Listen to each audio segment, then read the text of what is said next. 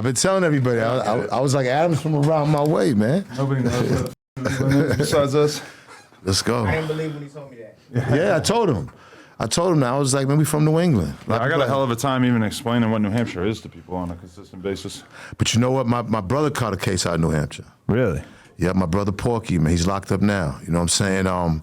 Got caught with some work. But a lot of people in New Hampshire, like they go up there from Boston to get apartments, but it's like they trapping up there. Really? Yeah, they trapping in New Hampshire. That's interesting because my dad used to own these apartments like up north in New Hampshire, and for sure going up there as a kid was when I realized like, oh, these are kids. Like these, like they were so much more up than the majority of people where I grew up. I think New Hampshire, people don't know, was so liberal that drugs was running rampant for a long time.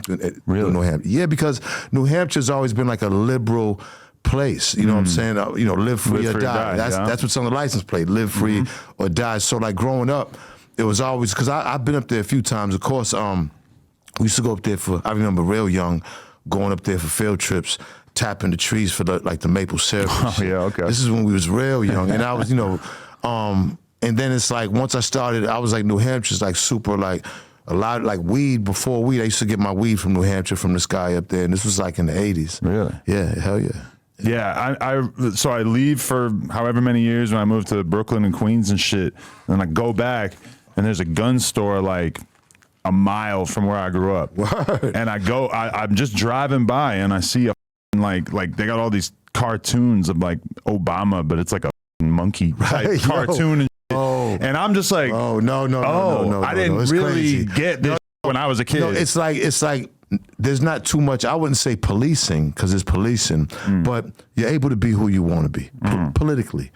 You're able to, you know what I'm saying? I mean, it's heavy Democrat up there, of course. I'm saying, but as far as you wanting to smoke, let it out, listen, whatever type of music you like, be who you, it just doesn't seem like, it just seems like how like Cambridge is. You know about Cambridge? I used to be in Cambridge a lot, yeah. New Hampshire and Cambridge have similarities to me. What do you think? Yeah. Culturally, I see it for sure. You know but New saying? Hampshire now, when I look at the polls, it's like almost split Trump-Biden, like very close. Trump's transcending. See, Trump's transcending to where is that you can't even base the polls on what they was when he comes in. Yeah. Because he jumbles shit up so much. Like, you know what I'm saying? Is he Republican? You know what I'm saying? Is he taking votes away from the Republican? You know what I'm saying? I seen something interesting. I seen Minister Farrakhan co-signing Trump. Really? I didn't know if it was AI. I was like, I was like, is this, because sometimes you gotta be careful on what you've seen. And he said some good things about Trump. And I was like, it blew me away because, I guess with me, like, I don't think I've ever, I don't know if I can say this, but I don't vote too much. I don't vote too many times. I've only voted twice in my life. Really? Yeah, at 40 years old. Yeah, like what? Wow, how come you don't think you like to vote? I mean, I don't know. I mean, I pay attention to the news and stuff, but enough to like really like well, I did through the mail one time. Okay. But the other time I had to drive downtown and pull Stand up to like felt like I was waiting in line for the soup kitchen or something. Just to press a button for Hillary Clinton and then go home and talk about it on Twitter. I don't know. The only I remember, I think, going to the polls with my mother, she voted for Jesse Jackson. That was the only time I remember any voting or whatever. Boston was different. You know what I'm saying? We are pretty much the Irish run Boston. So they run the political office of Boston. Right. You know what I'm saying? I mean, still to this day. To this day. I mean, even like with the Whitey Bulger thing, people don't realize how like gangster this shit was. So Whitey's brother was Raymond Bulger. Raymond was the highest office, the state Senate leader in Massachusetts. Okay. When Whitey was on the run, when he first got on the run, they let Whitey win. All of a sudden, Whitey won the lottery, and then he goes on the run. Right. So it's like the treasurer is Irish, the guy that runs the lottery is Irish. If the mayor's not Irish, everybody around him is. The police commissioner is Irish. So it's like they let Whitey get a few million and get on the run.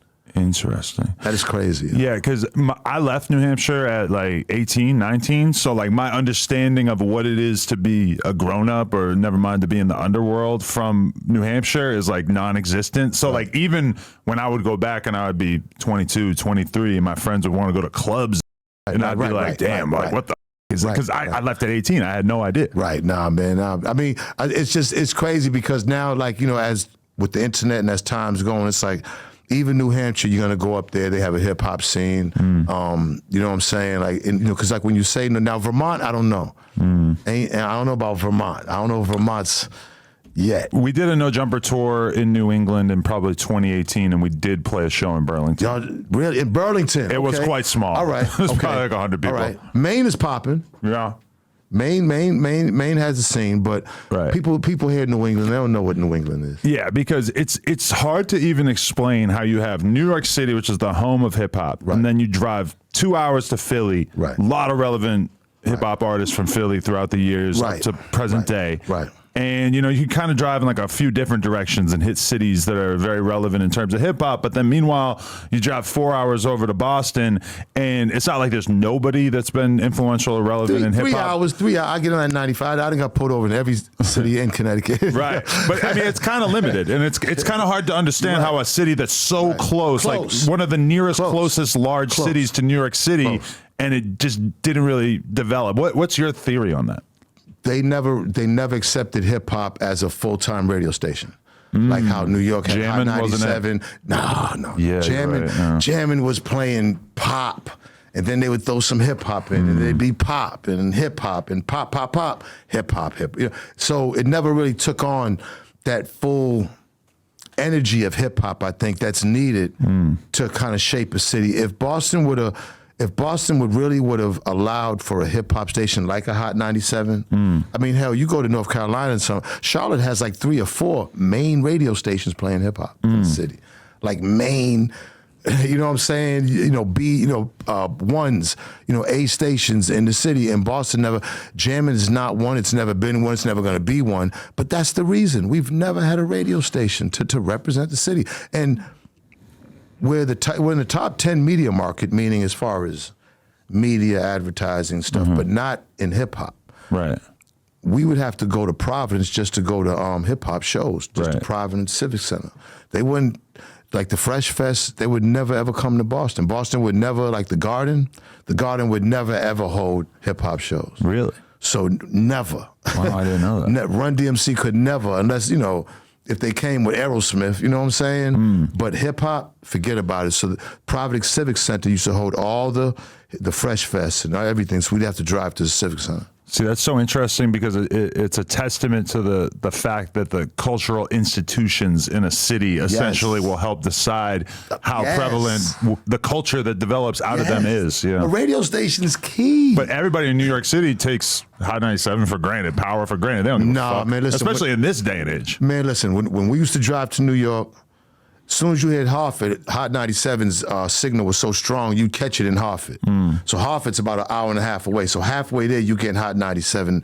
Back then, you hearing that, that's cool DJ Red Alert. When you hear shit like that, we go crazy. Like, cause we don't got no station like that, man. So we just put it on the radio, and we be excited, smoking all the way up there. Right. And that's where you heard the rawness of hip hop, the real rawness of what hip hop was about, and mixed in with the DJ, because it just wasn't about playing songs. It was the personality of the DJ and what he said over the songs and his energy and his attitude, like, and the scratching, like everything was all, it was a vibe. And see, you know, that's not there anymore. But I know for sure that if Boston would have had a radio station like that, Boston would be way better off as far as talent getting exposed. Yeah. Very, very interesting. Yes. Yeah. No, yeah. I always like put some thought into that. So you don't think it has anything to do with the racial composure of Boston, because there are a shitload of people of color, and it's kind of interesting that none of them is really, well, not nobody. I don't want to like take anything away from all the people who have been relevant in hip hop over the years. But no, that's a fair question. But at the end, because people are wondering why not? But it's true. You gotta have like, they don't allow like energy to come up Now, you could say it's through black people, right? But hip hop is just too synonymous with black people. So it's just all the same thing. Like, if, they don't allow like showcases, and they just don't allow the energy. Like they've suppressed black culture in Boston. Now, we all know it's been a racist city. Like, there's just now a bunch of HBO specials and everything where people are watching, and movies where they're watching about the 70s busing and the segregation and desegregation. And it's like, wow, like, people were like, damn, this is how Boston was. I'm sitting with my girl. My girl's from Atlanta. All her family's from Atlanta, from the South. And I live in Atlanta. And, we've been watching these different Boston. There's a movie about like the busing. Long story short, she was like, damn, they're really racist up there. Now, this is somebody from Atlanta, you know what I'm saying that. And, it's like people don't, I think that Boston's media hit it. I don't know if they purposely hit it, but it just hasn't got out to the masses on how hard it is growing up black in Boston. And just not, and it transcends to hip hop. You know what I'm saying? With me, I was in the streets 24 hours a day. So this is when hip hop was in the streets. So, we doing block parties, we doing house parties, we battling, we at the roller skating rink. I mean, that's what hip hop was. It was always outside. It was an entertainment that was from the streets, in the streets, for the streets. And once it started taking on its thing, it's like Boston just didn't want to support it, and not just that, you could see like African-American bookstores, there aren't no anymore. They don't, even basketball, you can't necessarily have, they have a couple of basketball tournaments or whatever. Like Mike Bivens from New Edition, he just did a good job at really getting one going on again. But it's like, even the athletics, there's not a lot of Boston people in the NBA. You know what I'm saying? So it's like, it's just not hip hop. It's just anything that has to do with a black man that's grown up in Boston. It's hard, man, Adam. I think there's something about being the first superstar out of a city of a particular niche. Like, for example, you could say a lot about the musical history of Chicago, but when Chief Keef comes out in 2011, that opens up the floodgates for, multiple street rappers to pop off out of Chicago year after year after that. And sometimes I wonder if in Boston, like if Snoop Dogg, was hard to imagine, if Snoop Dogg had been from Boston and had came out in 91, if that would have opened up the people's understanding of what it is to be a guy from Boston, and that would have kind of created like a flow over the years. That's a fair thing, but then when you look at Snoop Dogg, Long Beach and Cali shaped Snoop Dogg for him to be who he is and why people love him. Because you have to be so magnetic in order to educate the public about what a dude from that city is if they don't already have an archetype. The same reason why it's almost impossible to imagine a rapper from England popping off to the extent where Americans at large care about them, because we are so obsessed with our own personal experience. Well, it's hard for us to like put ourselves in the shoes of a person from another country. Even in England, that's people speaking our language. Picture somebody coming from a country from France, from Germany, whatever. Like, super hard to imagine American taking to that. The couple of times I've been to France, their hip hop is so what I love, like probably as far as internationally, the sound that I love. Nothing against anybody else, because there's a lot of great, right now, a lot of international artists are popping off. But back in the day when I would go there, they'd be rapping over boom bap beats, and like their language is already like a flow. Their language. So even though you don't understand what they're saying, that should just be flowing with the beats. With and they was heavy into like boom bap beats, like heavy into boom bap hip hop, like the essence of hip hop. So I always like that type of shit. But your environment shapes you, man. You know what I'm saying? Really, musically too. So from my perspective, as I start to hit the age where I have my driver's license, when I'm like 16, I start every couple days, or at least once a week, I would head off to the Barnes and Noble, because I start to realize like, I don't even gotta buy it. I can just kick it at the Barnes and Noble or the Borders, and I can read The Source and Double XL and the BMX magazines and the skateboard magazines I wanted to check out and shit like that.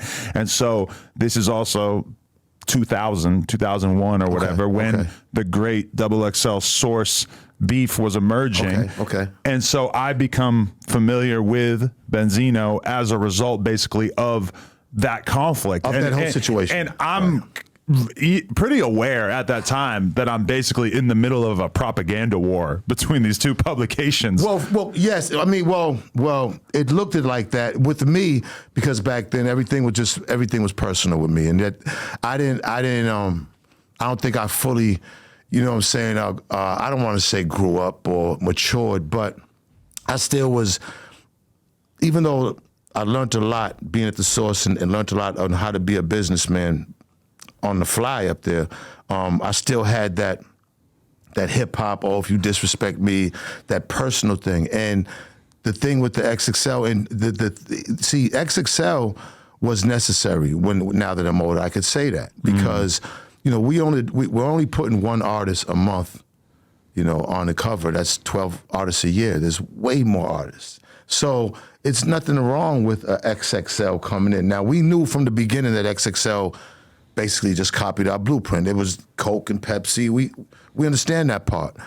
The thing with XXL that people didn't know, that XXL was owned by people that was before they copied the source. They had like Golf Digest, Field and Stream, Hunting Digest, like a whole bunch of different kind of like outdoors, you know, nothing to do with hip hop at all. They just seen us making all this money and they figured, hey, look, you know, that's when they came and got Elliot. You know, made him. I mean, every move they made, when you look back, it was a brilliant business move. You know what I'm saying? Now that, you know, I'm old enough to understand, and you know, all that's behind me now. But you know, when I look at it, XXL was necessary. I just look at it honestly, like we was the greatest, and XXL was necessary. Vibe was necessary. They were great magazines. You know what I'm saying? There was no internet, so. You know, people don't realize all the hard work, those 8-9 page features that them journalists had to do with writing and editing. I mean, a lot goes into making a magazine, and you know, all the people at the source that was responsible, all of them from all the years, man, did amazing jobs. It's just fascinating when you compare the media landscape of that time to now, where nowadays the media landscape, I mean, there's a lot of contentious issues between people and stuff, but somebody like me and Vlad, or academics, or Sean Cotton from Say Cheese, et cetera, I mean, for the most part, we're able to get along pretty well because we all understand that the average consumer is probably going to consume content from all of us, right, depending on who makes the best stuff, and we all know that none of us has a monopoly on getting the best guests, and we can all try our best to get whoever to do the best guests or the best conversations or whatnot, but ultimately, it's very easy for the consumer to pick and choose whatever they want to consume, which is completely different than the Source and XXL, where you realistically probably couldn't have assumed that the average consumer was going to buy 2 different hip hop magazines in a month. Like it was an environment that really lent itself to an all or nothing worldview. Well, when the Eminem situation happened, XXL found their lane, you know, found their advantage to say, you know what, let's go all the way with these guys. I mean, at that point, they was like really together, you know, Interscope and XXL, like they pretty much partnered up at that point after that. Right. You know, so when it looked like, okay, Benzino has the source and Benzino's putting what he wants, well, okay, come on, join us, because you know, we're already going against the source. So again, you know, these are understandable and listen, competition, man. You know, there's no rules in competition, and you know, even within that part of it, it's gonna always go down in history in hip hop because that's probably never happened that way before. You know, when you look back at that whole skirmish and everything, do you tend to assume that it was largely predicated on, and I know there was like business reasons behind the scenes and everything, but do you think that Elliot / XXL were geniuses in the way that they went about it, or do you feel like the source and yourself and Dave and stuff had just gotten really, really comfortable and weren't necessarily like doing what you needed to do to compete in this new media landscape that was changing a lot at that time? I mean, you know, we still was the ones that did the awards, the TV shows, you know what I'm saying? I still really had the face where, I mean, and you know, no disrespect to Elliot in this present time, you know what I'm saying?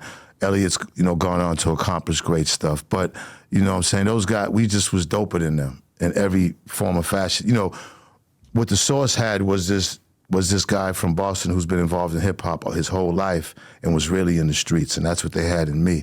And pretty much everything else was college guys from college, and in their perspective on how they looked at hip hop. But it necessarily wasn't a guy involved with the Source or involved with XXL that really was a street guy, really was, you know what I'm saying?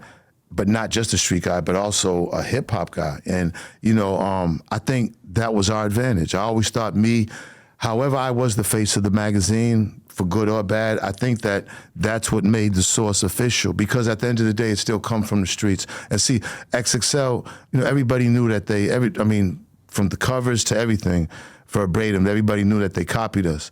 And, you know, that's why we was trying so hard to really make the Source Awards a success and put out TV shows and compilation albums, because, you know, we know magazines, listen, hey, Coke and Pepsi, you know, you're going to get Pepsi, you're going to get, some people like Pep, but what's going to set us aside is what's outside the pages. And that's really what I kind of took pride on.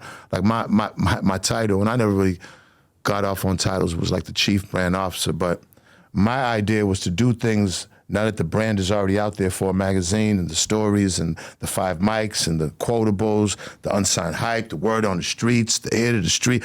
Now that we've already got that unlocked, let's try to take it outside. Let's see the vision more. You know, the Grammys ain't giving us no props. Let's go do our own award show. We never made money in the first 7 award shows that we did. It was a loss. Even when we did it with UPN. We got a couple of TV shows, the Source Sound Lab. We was able to give Ray J his first hosting gig in Egypt, and then we even hired Tigger. We was the first one to put the boxing ring and have guys go at each other. It came on every Saturday on UPN. It was like a Soul Train type of hip hop Soul Train. And then we did the thing with Lisa Ray Tretch, the Source All Access, the hour-long weekly magazine show that we was doing in syndication. So, we was trying to expand the brand, and we seen a vision. So it's not like it was making money right there, but we seen a vision to take us so we could be further from XXL. Yeah, but it's interesting because I feel like that's a tale as old as time, that a media company or a business in general will kind of take their eyes off of the content or the business that has made them popular in the first place, and then put more attention onto creating new revenue streams, new aspects to the brand. But then meanwhile, if your competition is really going all in on the base product, which in this case is the magazine, it can sometimes sort of exasperate the problems. That's a good point. And make it happen faster than it would have otherwise. But if we would have started seeing that, we would have pulled out. Now, okay, the things that were starting to progress was the awards. The awards was starting to progress.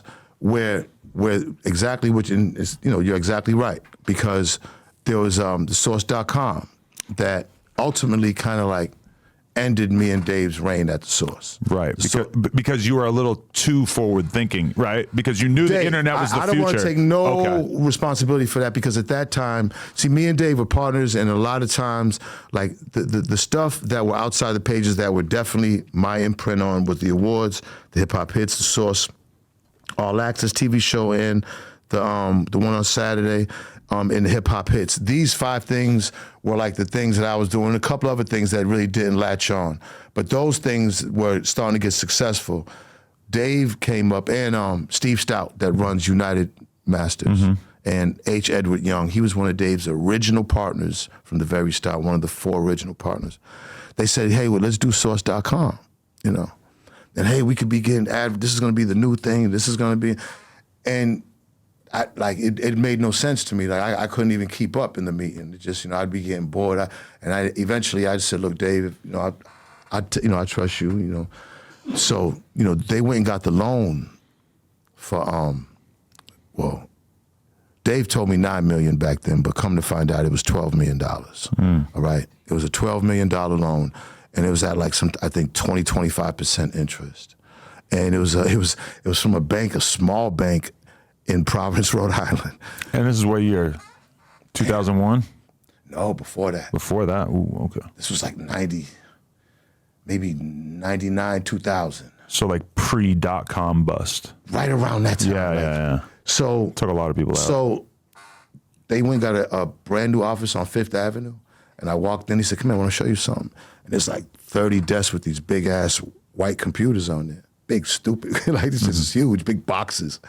And it just didn't I don't want to say impressed because that sounded like, I don't want to sound mean, but it just didn't, like, I didn't see it. I didn't understand it, so it just, I was like, okay, Dave, boom, boom, got up out of there.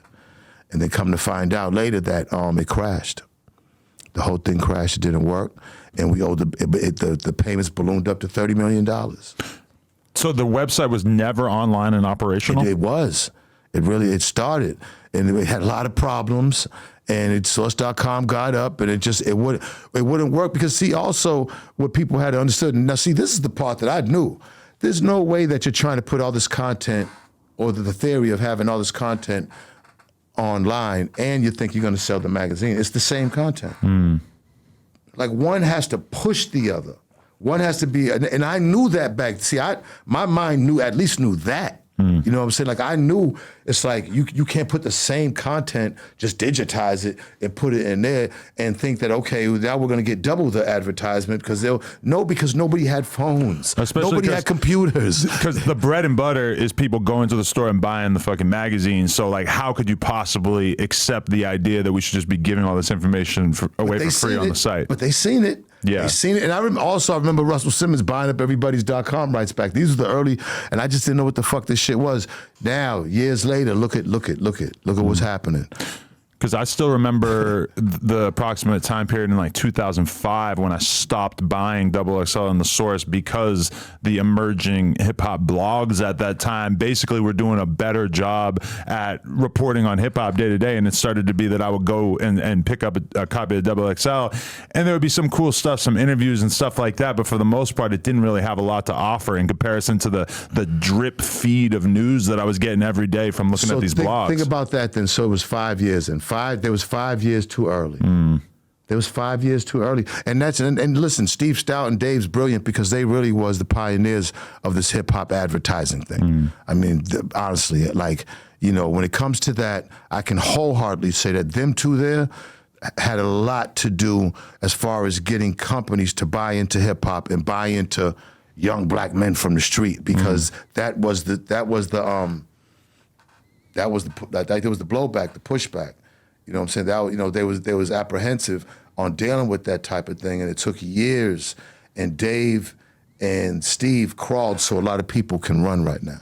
You know? When you look back at that time period, like, one feeling that I have when I grab a copy of The Source or XXL from 95 and I look through it is that the advertising and the editorial match up like 1-to-1. Like, if there's a full-length article about some dude, there's also a 6-page advertising spread for it. I'm sure that didn't really seem up or you know, like an issue at the time, but like, was it really as corrupt as it now seems when I look at it? Bro, how the hell can you give, how about this one? I'm gonna go to that one, but you're Sony and you're spending all these millions with us a year, and then after you give us an artist and we give them 2 mics. Come on. At a time where 2 mics versus 4 mics is like literally 2 mics is a disrespect. There's probably like hundreds of thousands of album sales that aren't happening if that album gets a 2-star. I used to have to tell Dave, listen, tell them don't give nobody 2 mics no more. Yeah. Like this, please. Yeah, but it's the integrity, and I don't give a no more 2 mics. You know what I'm saying? Like, it's disrespectful. You know what I'm saying? Like, you know, especially if we're dealing with, this is the problem, and I've said it before. All this integrity shit gets thrown out the window when there's money involved. It's hard to have integrity in business when there's money involved. Now, that doesn't mean that you have to be a schmuck, but if you're getting in advertising dollars from somebody and they're like, and you're disrespecting their artist, then what the fuck you think they're gonna, you know what I'm saying? Then they're gonna stop pulling advertising. So we have to tell you, hey, you don't have to be so truthful of, you know what I'm saying? Understand that this is how you get your check paid. This is how the lights go. Get put on. This is how we get money. It's wild though, because I was just reading an article about Pitchfork, which laid off like half their staff yesterday or over the past couple of days. And Pitchfork, it was basically like the indie rock like equivalent or like pop equivalent of The Source or XXL. I know exactly. I don't They know. get good reviews, honest reviews. But they have, like, over the years, one of the main things that people point to as to why it kind of lost its cultural relevance, a big part of it was the fact that they sort of stopped giving bad reviews, and it became like it was told to the office, you can't do a bad Beyonce review, you can't do a bad Taylor Swift review. But I think that, like, if you really want to hold on to your audience in the long term, you have to be willing to be negative. You have to be willing to point at something popular and say that shit sucks. It has to be a balance. Yeah. You have, and those are the ones that survive and flourish, because you have to balance it. Like, you know, a lot of artists didn't like me because they thinking the reason that they didn't get what they thought they were supposed to get, mic ratings, because I had something to do with it, and that was far from the case. You know, the couple of times, you know, I stuck my nose in there was, you know, the Eminem time, and we talked about the Outkast time. A couple of times, one Jeezy and thing, not bad, good too. Like I've put up mics, and then, but for all the 100, maybe 1,000, you know, I was there for 100, maybe 200 magazines, 192 magazines, the 18 years I was there. So, you know, I mean, come on, you know what I'm saying? Shit happens, but it's hard to walk that tightrope because, you know, you got to understand. And see, there's the business side of the magazine, there's the journalistic side. I'm trying to keep both because they used to like, man, can you talk to Dave? People used to think that it was me, but Dave was the one that was, you know what I'm saying? Like, they'd be like, hey, do you think you could talk to Dave Zeno, I'd be the ones to make sure dudes would get bonuses and raises and, you know, guys come out of jail. You didn't have to just be in college. Guys come out of jail. If you was a good writer, come on, I'm gonna try you. Like, that was, you know, straight from the streets. You ain't never, all right, come on, let me try you. Some worked out, some didn't. But, you know, I was like that guy where I was trying to be, you know, I'd have to be back and forth and then tell, you know, Dave get mad at somebody. Dave, give him a break, man. You know what I'm saying? I'm back there smoking weed with him on the terrace. So, you know, people thought way different of who I was and what I did up at the Source. And, you know, I'm not gonna act like it was always Disneyland up that moment, because it wasn't. You know, we had a lot of issues, but for the most part, you know, coming to work, man, and just smoking weed and hip hop, listening to music and writing, that was an amazing job for everybody up there. People should be grateful. I wish it was that simple still, where like the magazine was like a real totem to the art. Yeah.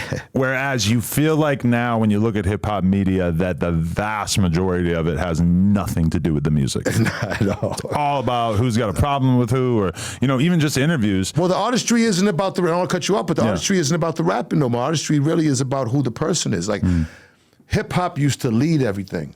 Now internet leads hip hop. See, and that's what's fucking it up. Hip hop used to, when the internet first came, hip hop was leading it. Now the internet's leading it. So when the internet leads it, you just have to be a personality. You don't even gotta know how to fucking rap. You know what I'm saying? And that's where it's kind of fucking it up. Hip hop was always the leader, the big, you know what I'm saying? Nothing would be bigger than here comes the internet and it's leading hip hop. So. It's crazy though, because that time period of the Benzino, Shady Records, XXL war, when I look back on it. Got a light at him? Do I have a lighter? I think I probably have a lighter. I have a lighter. I think, and especially like, because last night I was doing some reviews of the original Eminem N-word tapes, as well as his disses about you and everything. You got the original? I listened to some of it on whatever's on YouTube. Oh, well, no, well, see that there's original tapes out there that we stuffed in. So if somebody got one of those, that's really what you want to get your hand on. Oh, but you don't have access to any of the original stuff. I have nothing. I have no magazines. I have no tapes. Because, all right, well, let's just start there then. There's a Vlad TV interview with Benzino with Bizarre, where Bizarre, sorry, I'm mostly saying sorry to you, but where Bizarre says that the original version of the tape, because there's like a snippet from one of the songs, and the essence of it is basically like Eminem saying, black girls are stupid, black girls are dumb, black girls yada yada. It's like the weirdest, most offensive shit you could possibly imagine. Bizarre says that in its full context, it was basically like a song that was kind of like taking shots at girls of all different races, and that was cut down to just this one chunk that makes it sound like it was all about black women. Okay, so let me explain what happened. We got sued from Interscope. Yeah. We had to go to federal court. Yep. Because when Eminem first said that he didn't make the tape, that's not me, that's not me. Then they ended up, once we did our homework, remember, the 3 guys, his guys, came and sold us the tape. It's not like we just, these are guys that made the tape with him. You know what I'm saying? I mean, you know what I'm saying? Like, how you can't refute that. But we got sued because they said it was copyright infringement. So that's already admitting that it's yours if you're going to sue us for copy. So when we went there, the judge said that, because the tape was about 40 minutes long. And it was like, imagine like, we used to make them way back in the day, like you would go in the crib and just rap over a whole 40-minute hour of beats and everything like that.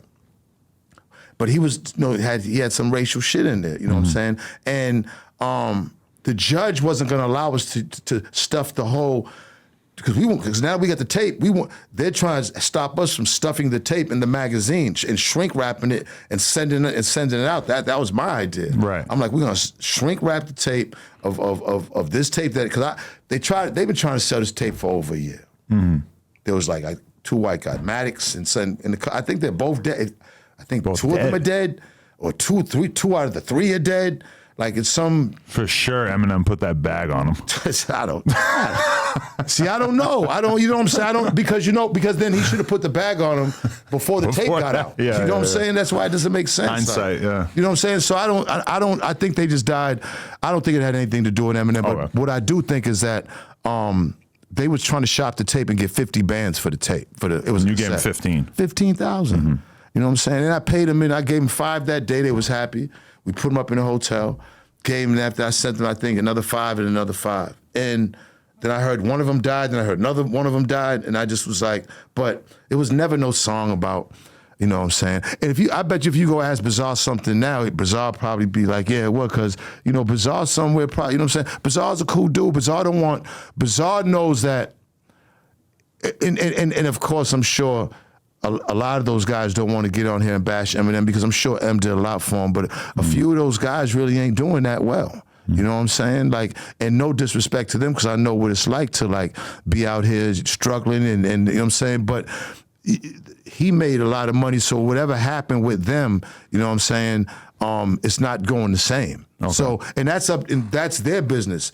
So whatever Bizarre said, you could probably get a different answer out of him right now. But yeah, we had no reason to lie about that. Like, he made the tapes. He said all these things. The judge just made me say you could do 30 seconds. So I had to take bitch. I had to take all the ill shit, cut it, and then we shrunk wrapped it. It was 30 seconds because the judge wouldn't let me do nothing else. And we won, and they had to pay our lawyer $200,000. Right.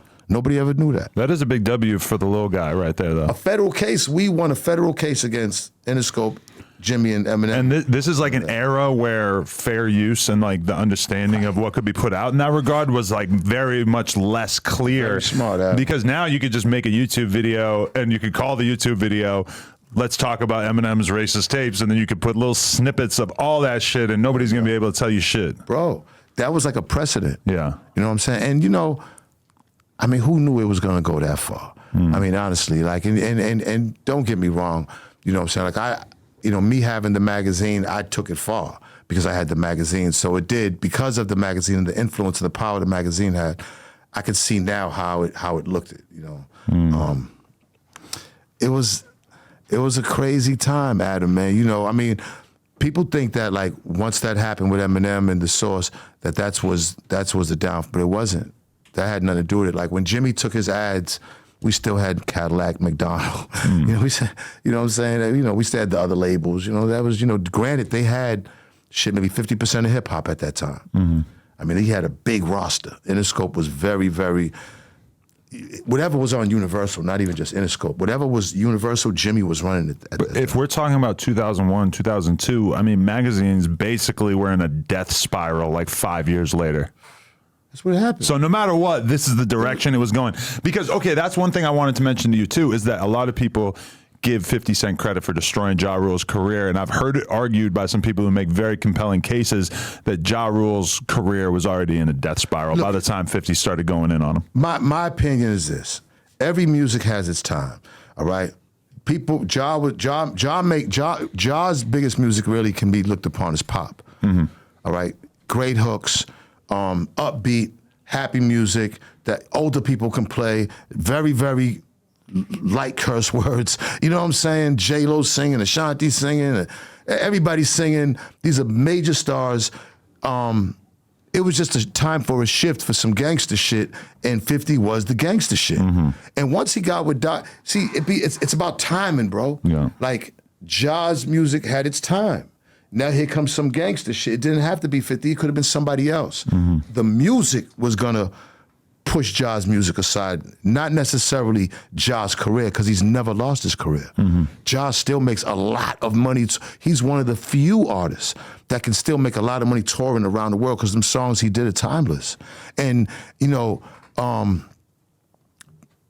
50 being the bad guy and coming in, because remember, he came with the mixtape. It's not like he just came in and knocked Ja out. There was a few artists of that genre of music that got knocked out. You know what I'm saying? It just looked at Ja because they had the beef. But it wasn't Ja's career that died. It was that type of music that, you know what I'm saying, died. I heard somebody make this point the other day. I thought it was really well said, was that when 50 came out, that was the first time that you had the #1 rapper who was also the #1 street rapper. And that had never happened before. Because again, everything aligned up perfectly for 50. He got with Eminem, he got with Dre.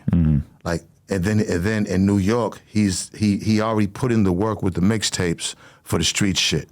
It just was a perfect situation. Because we were so used to, at that time, if you wanted to be this big commercial rapper, like when you go back and listen to albums from the late 90s and shit, it'll be like a bunch of dope shit, and then there'll be a couple shamelessly pop records. You were just basically forced to make those records. That was the only way that the labels were going to take a big risk on you. Yeah. And now a big NBA Youngboy song typically sounds like a fucking NBA Youngboy song. There's no label telling them that they need to do something different. We need you to do a pop song so we can get it on Power 73. Like, there's none of that shit no more. You know what I'm saying? Which is good. Right. You know, it's like, thank goodness for that.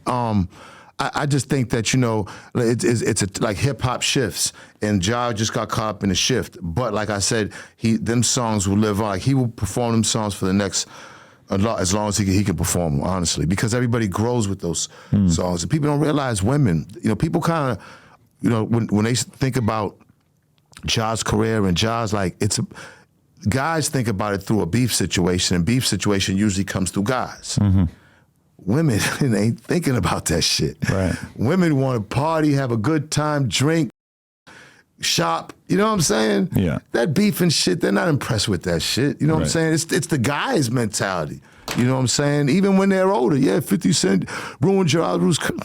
Go ahead, man. His career, when I looked at it, it never got ruined. Like, you can't ruin a person's career, you know what I'm saying, that has sold the millions of songs that Ja Rule sold. But the other thing, too, is that they had the Murder Inc. Fed case at the time, which also makes it look as if Shady Aftermath had this gigantic victory over them, when in reality that Fed case made it like extremely hard for them to move as a cohesive business as well. I went through the same shit. You know, I got indicted with the source, you know, like the guy at the Source World Wire, you know what I'm saying, our accountant, and it was crazy.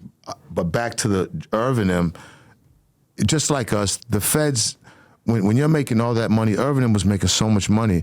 When you're making all that money, they're really not understanding that. They're really not. Excuse me. I'm sorry. They're really not understanding that people, that young guys from the street with criminal records are making money now with hip hop, and they're making millions. And they don't have to kind of like sell drugs anymore. You know what I'm saying? They're actually making more money than they did when they sold the drugs. So especially Murder Inc. What'd you get indicted for, though? So, okay. There was a federal investigation with the Source, because there was a point where, you know, we're making a couple of $1 million a month in advertisement. So, you know, Boston, there was always, you know, investigating me for a lot of different shit. All right. Especially being like one of the only people of color coming out of the hip hop community who's making real money.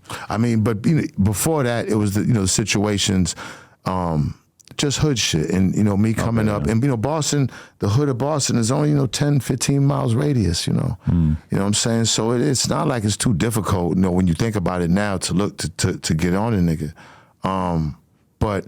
They was on me, you know what I'm saying? There's stories like Jada and them was telling the story that when we got the situation with them, that when they went you know, like they told the story when they got locked, when they got taken down to the station. And the cops were asking them about cops asked them, how come they didn't get me? Right. You know what I'm saying? Now, what type of shit is, you know what I'm saying? What type of shit is that? And see, I knew they was doing that because, you know, when I linked up with Jada and the guys from the Rough Riders and we was there to talk about what happened and squash it, that's when they told me. And it was like, man, what did you do? What did you do up there? He said, man, you know, Jake, he called me Ray. He said, Ray, man, they really want to, he said, man, they trying to with you up there. And see, but this has been for years, like, I'm talking like, if you ever seen The Fourth Trial on HBO's, my man Stutter, shout, you know, and it was about this cop getting killed, dirty cop, Joe Mulligan. And he come from a family of cops, but dirty, man, dirty. So he got killed. Now, Joe Mulligan used to chase me. The first cop to ever shoot at me was Joe Mulligan, this cop. So it's like, people don't realize how, like, Boston, like, you know, because I've been to a lot of other cities.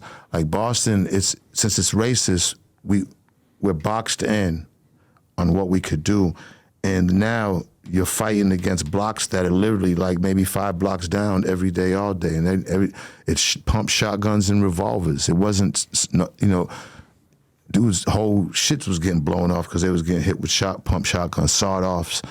Like, Boston was a hard town to grow up in, and, you know, then it had its projects too. And all the projects are within 2-3 miles of each other. Bobby Brown's project, New Additions project, not too far. Columbia Point project, you know what I'm saying, with the guys from Detroit, YBI. I mean, you know, Boston, people don't realize how big of a drug city and a hood and gang, you know, there was like probably the first East Coast city to have real gang banging, like no question. That, you know, because they had to hire a gang task force. Probably one of the first East Coast cities to hire a gang task force. Really? Yeah. And then since then, my name always. So we're starting to get all this money from the source. And, you know what I'm saying, there was an investigation going on. And it was with the feds. And this was going on for almost like a year and some change, where they be sitting downstairs and we, you know what I'm saying, just like you see on the movies, two guys sitting. George Moore, a white guy that Dave hired to be our accountant. So he's on the business side, his office next to Dave. And he said he got approached over the George Washington Bridge at the Dunkin' Donuts to wear a wire. You know what I'm saying? So, now mind you, we giving George like $150,000 a year, and I think a car allowance. Now, the only real conversation me and George come up and have is, hey, George, hey, Ray, we talk Patriots and Jets, because he's from Jersey. And you know what I'm saying, that's it. I don't really know him. So, you know what I'm saying, when I come in, my conversation usually be with Dave. I might go to the other side, see a couple of guys on the other side. But, you know, I never had an office up at the source the whole time at the source. I just ain't an office guy. I get, you know what I'm saying, I never really, you know what I'm saying, it would just be a waste. I tried to make it look good, but then I ended up giving it to somebody. But you know what I'm saying, I was hardly there. When I did, there was a couch in Dave's office. I just get on there, we smoke blunts, and we talk all night. Dave stayed across the street in Union Square, and man, that's where we made all the decisions.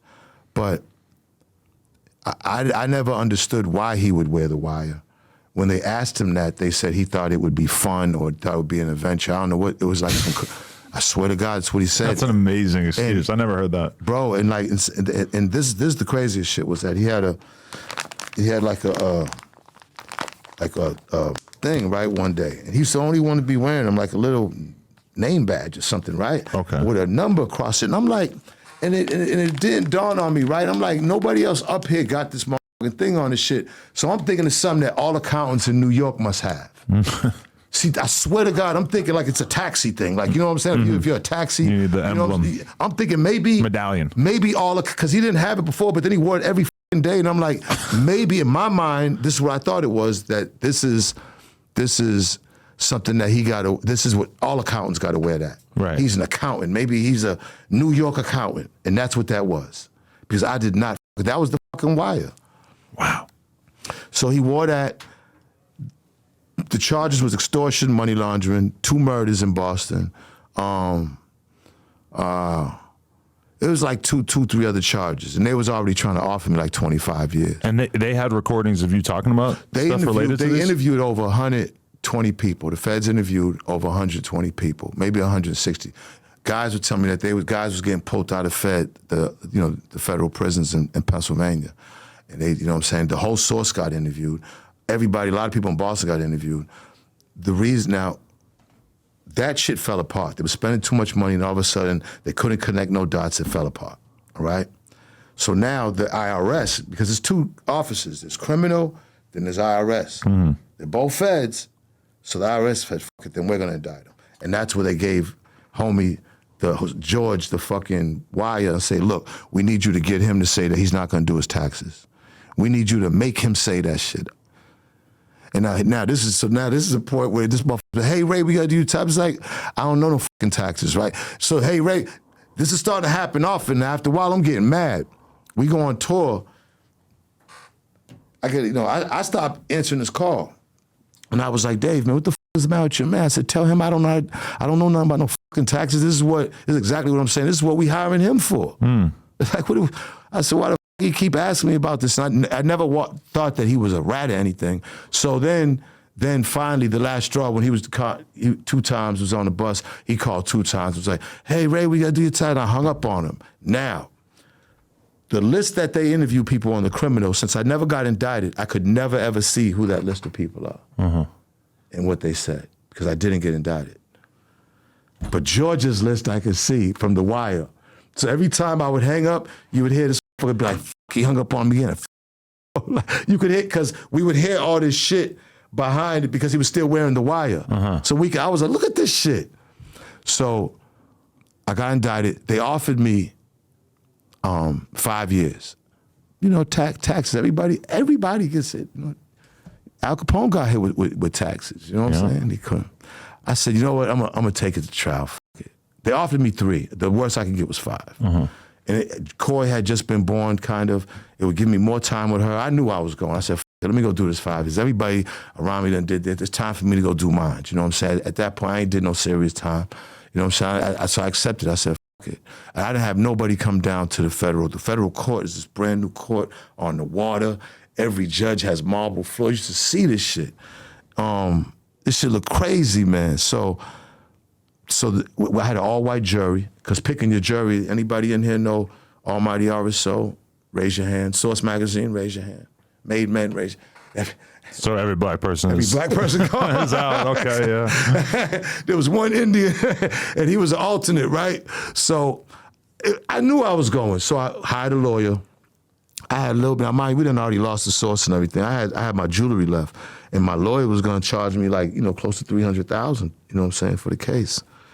So I sold my jewelry, that big Benzino piece, and Leonard Sands, little Jewish guy out of Miami, Boca Raton, came up there, and man, 5 days the trial went on.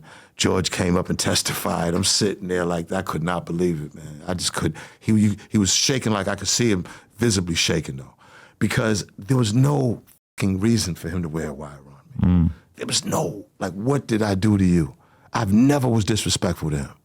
I mean, the whole time, because Dave hired him. He worked with us for years. This isn't like we just hired this dude. He was with us for years. And I just couldn't, and I'm looking at him, and I don't want to try to mean mug, because I know the jury's looking. I'm just like, I damn near was shedding a tear, man, because I'm like, damn, we was cool. You could tell he was out of place up there because it was hip hop, and he was kind of like half Italian, half Jewish or something. And he just seemed like he was out of his place. It seemed like, hey, man, where you guys going? We would go to the strip club, and he looked like he wanted to come. Come on, George, you come. Nah, man, I can't go. It just looked like some Lifetime movie shit was going on with him and his wife or something, man. It was just some weird shit going on, and it just seemed like he was a lonely guy or something. Here you got the office. The office is popping, music, weed, everybody, bitches is up there, crazy. And George is in his office late night, how come you ain't went home yet, George? It's right. And he's sitting there I just couldn't understand why and I never had a chance to ask him, of course, after that, because, I can't be next to him or anything, because he was a witness, but. Because usually when people snitch, you don't agree with it, but you totally get it. Nobody wants to go to prison. I didn't understand it. But this dude didn't even have something like that hanging over his head? Nothing. What the fuck? This was crazy, bro. There was no reason. I never ever had an argument with him. But again, I'm looking, now that I look, he's just looking at us, and he's probably just just jealous. Just like, look at these young black kids. Look at, and I'm sitting here but he's getting paid a lot of money. We gave George is making 6 figures for being our accountant. I don't know what the it was, man, but it's like, for me to get ready to go do some time over that motherfucker just for them. They said they met him in Dunkin' Donuts, bought him breakfast and everything. Right there, and I know the Dunkin' Donuts he got on. Like when you get on George Washington Bridge on 4, it's right there. And so you beat this, or what happened? So it was closing arguments.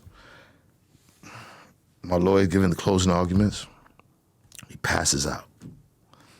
So the EMTs come, they pick him up. Your lawyer? My lawyer, Leonard Sands, because he was like an old guy. So he passes out and shit.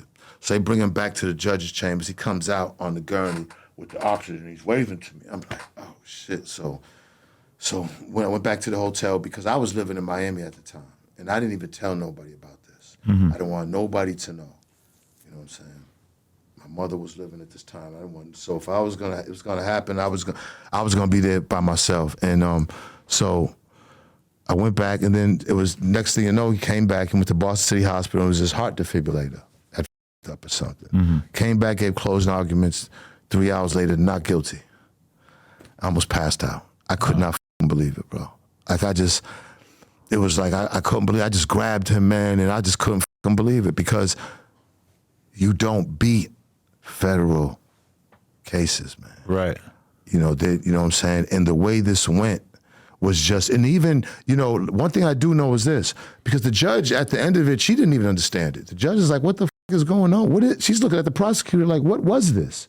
The prosecutor couldn't say nothing because he knew it was a part of a bigger investigation. But when that fell apart, then it was like, okay, we got to get him on something, because they didn't spend millions of dollars already investigating me, following me. Like I was getting followed, like I could see them following me in New York when I was living in New York. Wow. It was crazy, man. And then, that's when everything started tumbling down after that. After that?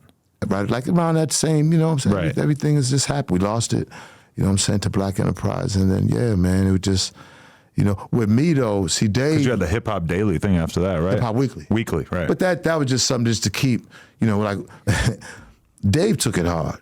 Like Dave took it like emotionally hard. Right. To where like, because, that was his, it changed him. You know what I'm saying? Me, I done been through so much crazy shit. This is just like, man, that. We gonna go get some more money. Let's go. It's because we was broke. We didn't have shit. But it's just, it's crazy when you look at people's lives who take a big hit in this sort of regard, because men build up so much of their self-worth around their net worth and around, the network of people that fuck with him and the business that you own, and you start telling yourself stories about who you are now, and you convince yourself that I'm this entrepreneur now. I'm not a regular guy. I'm a rich guy. I'm a millionaire. I'm all these things, and then you really get to see what a person is made out of when they lose that and kind of have to just figure out what life is after that. I'm be honest. I swear, Adam, like with me, it was, man, like went straight to Miami. I was happy being back in Miami. Like, you know what I'm saying? Then you know who looked out for us? After all the people me and Dave done helped, that just went like, who looked out for us? Lisa Ray. So she was like queen at that time. Remember, she had married the king of one of them islands. Right, yeah. And she was queen. And you know what I'm saying? She gave us some money, and we started, help with the Hip Hop Weekly thing, and it was doing good. It was paying the bills. We was making some moves. And you guys just saw that as a emerging category that could be a good business. I came up with that because I was always into the fanzines, and I said, look, Dave, the days of reading 8 pages are over with. I said, now it's quick reading. They want to see pictures. They want to see, they want to talk. I said, we hired Wendy. I was the one to say, let's go get Wendy. We gave Wendy a gossip column. I was like, this gossip shit and everything is starting to kind of, And I said, well, let's see if we can, although the magazine, that Wendy part was the only gossip part of it, the other magazine, I just kind of made it like a baby source, just slow reading. You know what I'm saying? Instead of air to the street, word on the street. Instead of 16 bars, something, Like we just took little different segments from it and added in there, but just in a much smaller, and we wanted to give it to you every 2 weeks. we didn't have the means to do it every week, because doing a magazine every week is, people understand, it's hard as hell doing it every 2 weeks. Right. Because you have to beat deadlines. And we did it virtually. Like we didn't have an office. The art director's over here, the journalist is over here, Dave's here editing. I mean, it's all like, we really killed that shit. Like, I mean, honestly, like, shout out to Ward, Dave, Cynthia Horner, Cavario, like really Hardy, like everybody worked hard. It was just about 6 of us, and we was pumping that shit out every 2 weeks. And man, like that, you know, we put a lot of magazine covers out with that. And, you know, paid the bills, kept us out there, but it wasn't the source. And plus times changed then. You know what I'm saying? I mean, pretty much the magazine game was like really on its last lap after that. Right. Because I feel like the next big hip hop media platform after the source is like World Star. What was your perspective on World Star by the time that started to become dominant? Good question. Before World Star, I think it was all hip hop. True. To me. True. Yeah, that'll You know what I'm saying? There was like the digitally, you know what I'm saying? World Star, to me, broke from that because they was video-based. So anything video-based, they was like the first where all hip-hop was still trying to do journalism, still trying to write articles and shit. World Star wasn't like into articles, they just playing videos. So I thought, you know, at that time, you know, like back in the day, you know what I'm saying, like Uncle Ralph, you know what I'm saying, you always had different independent video things before MTV came, BET.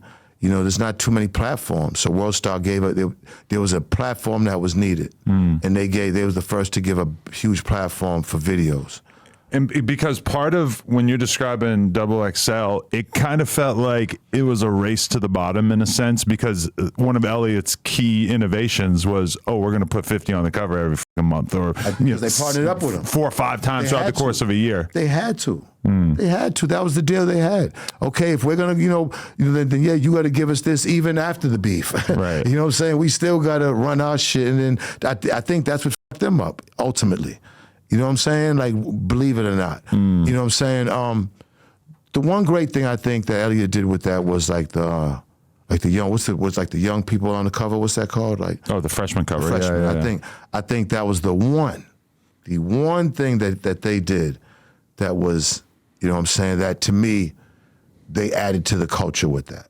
See, Source Magazine done so many things for the 5 mics is embedded in the culture forever, as far as a rating system. Like, you know what I'm saying? The Source Awards will always be known, you know what I'm saying? So that's embedded in that. Those 2 things we got. I think that XXL can say, hey, look, we got the freshman cover because, you know what I'm saying, I like that, you know what I'm saying? Still to this day, that's the only time the XXL is really relevant every year. And I would say the amount of noise that it makes at this point is basically a whimper. Like it was a big deal even 2016, 2017. Those covers were still legendary. I feel pretty safe in saying that 5-10 years from now, we're going to look back at 2023 and say nobody gave a fuck. That cover ceased to mean anything. I just like the artwork. You know, one thing about the Source, you know, rest in peace to Chimo Do. You know, our art and photography was always amazing back then. I mean, when you look back at some of the pictures that they did, man, like, we got like, that's when, again, it's just, you know, right now, everything is just so fast moving, so fast. Everything's getting put out so fast. Back then, you could just really see how art took its time, you know what I'm saying, to really give you like, because I'm just thinking of all those images, man, and those covers, and we had some amazing images, and that took, I think, the Source progressing to the point of everybody in their respective areas of the magazine were at the top of their game. And it's like we had the dream team at one time, like, where things were just, as a magazine, you know, nothing about the awards, nothing else, just magazine-wise, where shit was just clicking so well, like, you know, with the art and stories and, you know, giving the right mics, you know what I'm saying? Because that's an art in itself, because to please everybody. And then people want 5, you know what I'm saying? Right. Do not want 4.5 and shit, like, but yeah, you know, the Source Magazine, man, I think it just, not just timing, but I think there was a time and period, and it might not have been the entire time, but there was a good time period where things clicked to where everything that Source was just like putting out creatively was just at the top of its game. Yeah. In hip hop. No, 100%. Yeah, and I mean, by the time you get to World Star, it's kind of fascinating because one of World Star's like key innovations that you still see the trickle down from it is that they sort of realized we don't really need top superstar rappers to be doing original content for us. We don't need a 50 Cent to pose for a magazine cover or doing an original video for World Star because we have Brian Pumper. We have Riff Raff. We have all of these weird fucking people in hip hop that are way outside of the superstar status, but they're going to get millions and millions of views because they are shocking. And we still see that to this day where whether it's Double XL or Academics, Say Cheese, No Jumper, etc., they all are posting a lot of the same user generated content in the sense that, you know, most of those publications are not even worried about creating like content as high quality as what we're doing right now. But if Benzino is taking a shit in the morning and he picks up the phone and says, hey, you know who I don't like? Fuck this guy. Boom. Every single site's reposting it because it's easy, it's free, it's cheap, and that's as a result, most of these media platforms barely have an identity to call their own. And that's why something like this, I have to like, even though we might make more money from selling Instagram promo than from doing actual podcasts, this is the thing that separates us and makes us have like a real identity. Get no debate from me here with that. You're absolutely right. I mean, but that's where it's went. That's where it's going. That's where, you know, who knows what it's going to be. But ever since, I mean, you look at Howard Stern, you know what I'm saying? I mean, I know he wasn't the most hip-hop-ish, but, you know, once he started coming out and just people starting to see, hey, wait a minute, you can say that. You know what I'm saying? It starts trickling down to hip hop. Like now, it's like the problem with it now though is that it's getting too like. You ever see the magazines where you pick up and it's like dragon people found in Arizona? That's where we going with it now. Like dragon people, you know what I'm saying? Reptilians found in Lake Lanier. Like we're going there with it, and see. YouTube is starting to be a very strange place now.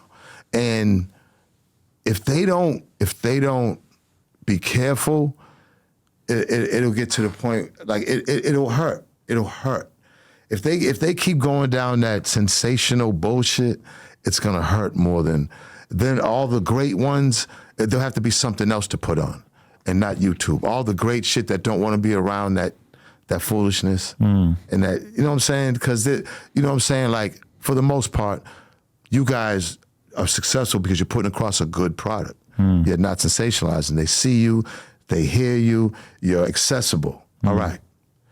Sensationalizing shit is just anybody saying, putting some number, getting clickbait, saying the wildest shit.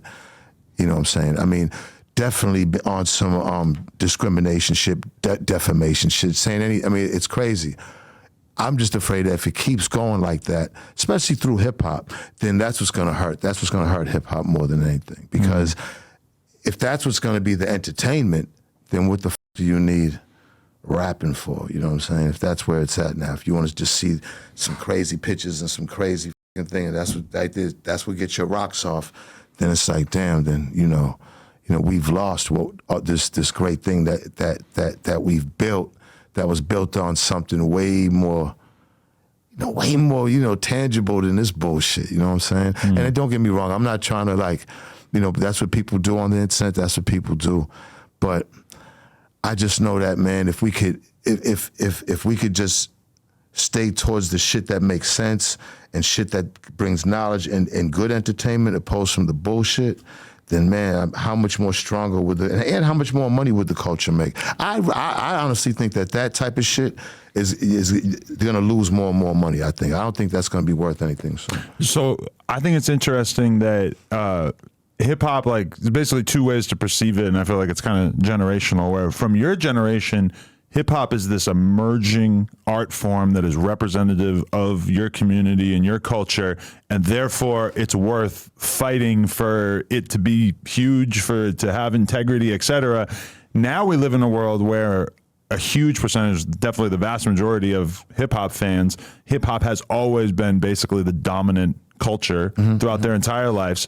So the idea of like going out of your way to support it or to make it great or to fight for hip hop to be, number one, very, very foreign to people. People just kind of have gotten used to just accepting that it is what it is. Right. And that's kind of understandable because they didn't see it grow. They didn't see it blossom up from something else. Even for me, throughout most of my life, it kind of felt like rap was the biggest form of music. Maybe rock or, grunge or whatever is kind of like bigger in the 90s at a certain point. I was going to say back then it was, yes. And even like, I remember around the time I started this podcast, I kind of had this weird realization of like, oh, this EDM shit is getting huge. Yeah. And I knew that wasn't going to last. And I didn't like it, and I didn't know anything about it. And I remember thinking like, damn, it's still popping. Yeah. It's still popping. No, when I say not going to last, but I knew it wasn't going to cross over like everybody thought it was. Right. Like people were really thinking like this was going to be the new hip hop shit. Like, I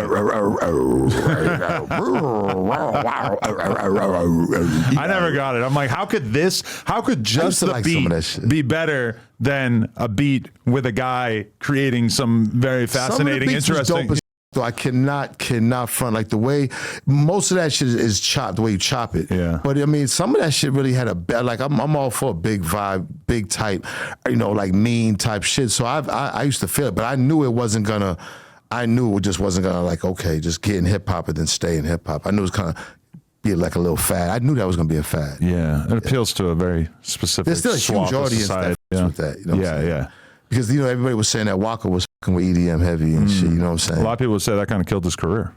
What's that? The EDM thing? That it kind of took him out of the box that people were used to perceiving him in, where he was kind of like the hardest street rapper for a period of time, and then the EDM stuff kind of was a mixed message for certain people. This is my thing with that. I think if it's two separate demographics, it doesn't because. Walker's demographic, they're not even into that news of what's going on. They don't know nothing about that EDM shit for the most part. So he could always go back and make a song and still get to his audience no matter what. That's just how I think. When people, listen, music, the only artists kill their own careers. It's not necessarily people can kill your career. If you're the type to give up or if you're the type that can't make a good product that people want, then that's what happens naturally. People, it's hard, especially when you get touch big success, it's hard to, only a few can keep that going. Only a few can keep, and those are the ones, to me, who you could label a superstar. Like Future's a superstar. Like Future has like a body of music that keeps strong every time he puts out. Like it just doesn't get any weaker, no matter what is the sound. To me, that, what I'm saying? When you can always put out good music year after year after year after year, that's what makes, there's only a few of those. A lot of these guys can only put out a song or two, and that's it. Yeah, and a lot of them don't realize that once you have like a hot song or a 6-month period where you're popular, it's like that might have felt like it was your life's work to get to that point, but the battle to continue to be popular as the years go by, that's the real challenge, because every week that goes by, you're gonna have more and more young kids coming out that are fighting for your spot. And just because of the hip hop audience's attention span, it's just, it's they're quick to write you off. I mean, even when that 21 album came out last week, which I actually listened to a couple times, which is kind of out of the ordinary for me. That's my type of shit anyways, that mid gangster. Because he got the samples, but he's rapping about street shit. It's like Mobb Deep. He's also 21 elevating. to me is what Mobb Deep was. You know what I'm saying? Back in that type of mid-tempo, dark. You know what I'm saying? Shit's hot. For sure. But I feel like one of the comments I saw on Twitter was I saw somebody say, oh, so y'all were so ready to cancel the Baby for using the same flow on every song. Well, when are y'all going to get to 21? So they're like reaching for reasons to get somebody out the paint. 21's vibe is different than the Baby's. That's what I'm saying. 21's vibe, the beats he picked, those samples and everything, they're different from what the Baby's picking. Baby's more animated. Right. 21 is starting to really get into a soulful roots. Soulful. You starting to hear it. You know what I'm saying? I think, like I said right now, like, that's how I used to be like when I would put on a Mobb Deep album and Havoc produce, those mid-tempo dark joints, you know what I'm saying? So yeah, I think that shit is dope. 21's dope. You know, he's one of the ones I listen to actually. And people are forgetting that 21, when he came out and got popular, his music was pretty singular in the sense that it was just straight shoot 'em up murder shit nonstop. And now He's evolved. he's got a lot more variety to his shit, and he could still make records that sound With the hard as chicks nails now like heavy that. too. You know what I'm saying? Chicks are with him heavy. Hey, so, hang out with you know. Drake that much, you're gonna pick up some game, right? Hey, listen, man. You know what's crazy is like when I'm out there, I do a lot of showcases, and I'd be like, man, how long you been rapping? 2 years. That should be blowing me away. Yo. Like back in the day, you could never be like, I've been rapping 2 years. You could never say anything. It's just different, man. It's so easy now just to call yourself a rapper now. It's like it's too easy. Yeah. I'm a rapper. Like, nah, you gotta earn that shit. Like you couldn't come to a block party and there'd be a mic there, and there's a line of guys getting ready to rock. If you knew in your head you wouldn't even do it to yourself. Now niggas will do it to themselves. They don't even care. Right. Like, I suck, and I'm still gonna show everybody that I suck. You know what I'm saying? But when you really saw that culture had kind of faded away, was that Ebro interview that he did with Lil Uzi, where they tried to put on some premiere beats or some shit and try to get him to freestyle over it, and he was just like, nah. Yeah. I mean, it's, the fact that he was so good. So this is a legendary media entity in hip hop, and the beats are from a legendary entity in hip hop. And here we have a brand new artist, and his perspective is, F you, I'm not doing that shit. yeah, I mean, it's so changed now. It's so changed. Like it really has. Like I said, people. I mean, you just want to be a personality. You don't even have to rap. I know guys that never ever rapped. And just definitely, man, I lived my life. I did that. I want to be able to tell my story, and now they want to rap. Right. You know what I'm saying? It's not that hard. Like nowadays, you say one line. If you got a dope engineer, you say one line punch, one line punch, one line punch. They had that moment sounding like you was, you know what I'm saying? Oh, it's crazy. So that's probably the worst thing about hip hop is that nobody's really putting in the work. There's a few out there, not everybody, man. I seen these guys called the Hoodies. They out of New York. These young, they're brothers. One younger brother, one older brother, but they spit so hard, man. I'm like, damn, man, that's the shit that I want to hear too. You know what I'm saying? Because I'm hearing everything. I like the drill, the trap, but I still want to hear that rap over dope ass beats shit too, because that shit is, to me, that'll never get old, man. But so, okay, you come from a street background and then also loved hip hop at the same time, but... Well, love hip hop's way later. Okay. Yeah, that's way later. But so now we have this new generation of kids where the street shit and the rap shit is completely intertwined and Right. totally amplifies everything. Well, dudes will go kill somebody, come in the booth and rap about it the next day and put it on live. This is where it's at now, you know what I'm saying? It's crazy now, like... we rapped about stuff. We necessarily didn't go out and we have to go do something to rap about it. We just rapped about what life was. Right. Not necessarily like we have to go hurt somebody and then run back and, you know what I'm saying? Right. But, these young guys, they're only a product of what we gave them. So, you know what I'm saying? You can't blame them. You know what I'm saying? You can't blame, there's really is no blame. It's just the evolution of hip hop.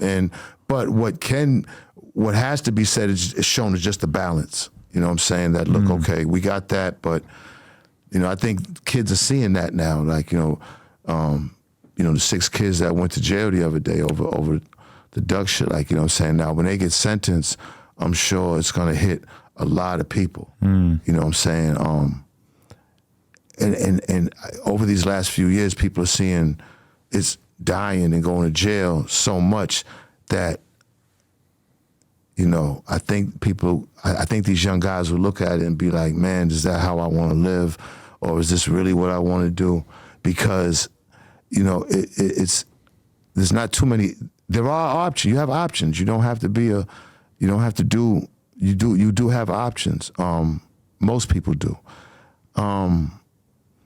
I've never been a part of hip hop where it was this much death and jail within the industry since I've never seen no shit like this. Like the two biggest drill cities in America are Chicago and New York, and in both cases, you basically have to acknowledge that the vast majority of the main talents from both are gone. Orlando and Jacksonville too. Yeah, Orlando, sure, yeah. Like you know what I'm saying? It's you know, Houston.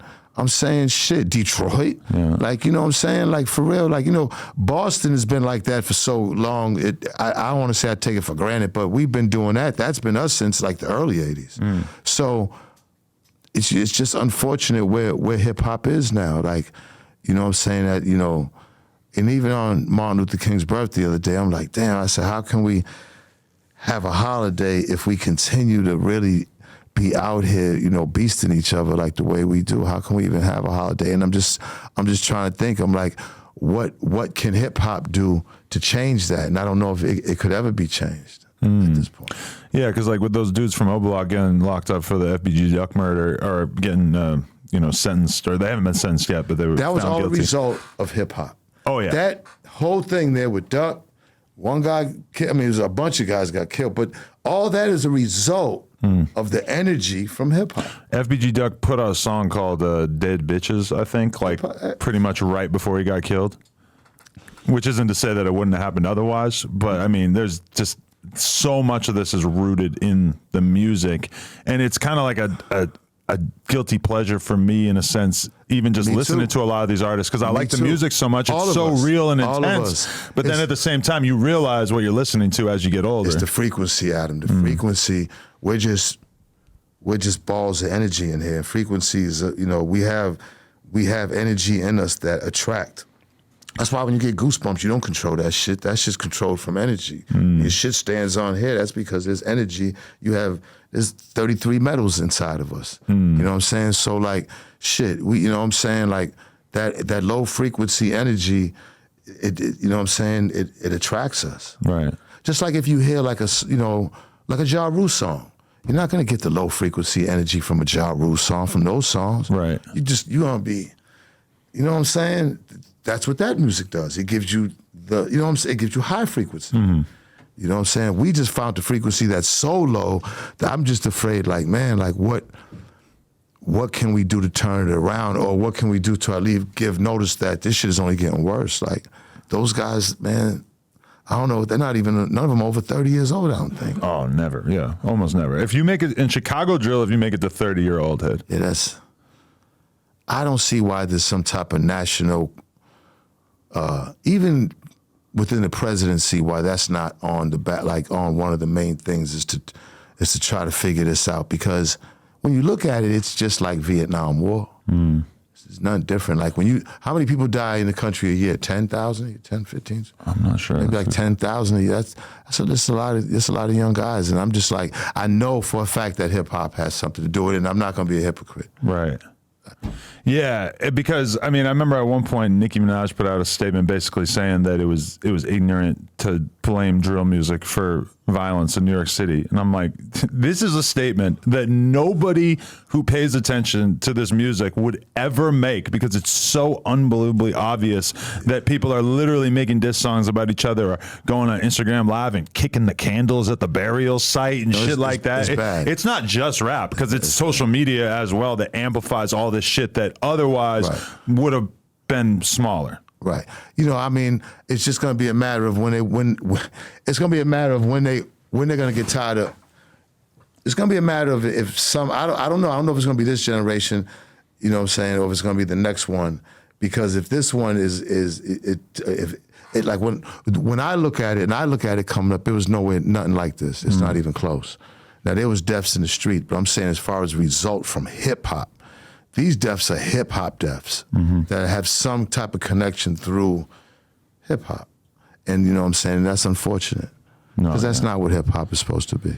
Yeah, it's crazy, but it's hard to imagine how it really changes, because I think hip hop had like two different paths in front of it all the way back in the 90s, which was kind of like gangster rap or political revolutionary rap, you know, and NWA won. NWA demolished Public Enemy. And you can blame that on the music or the culture, whatever, but at the end of the day, then you blame it on the labels as well, which is probably a pretty fair point to make. But ultimately, it seems that, love you know, NWA. senseless killing, and by all means, because they're better than what I'm reducing them to in this argument. But I love NWA. But ultimately, it's like the people cast their ballot and said, like, hey, we would rather pay attention to all this crazy ass murder rather than some shit about how we need to change ourselves.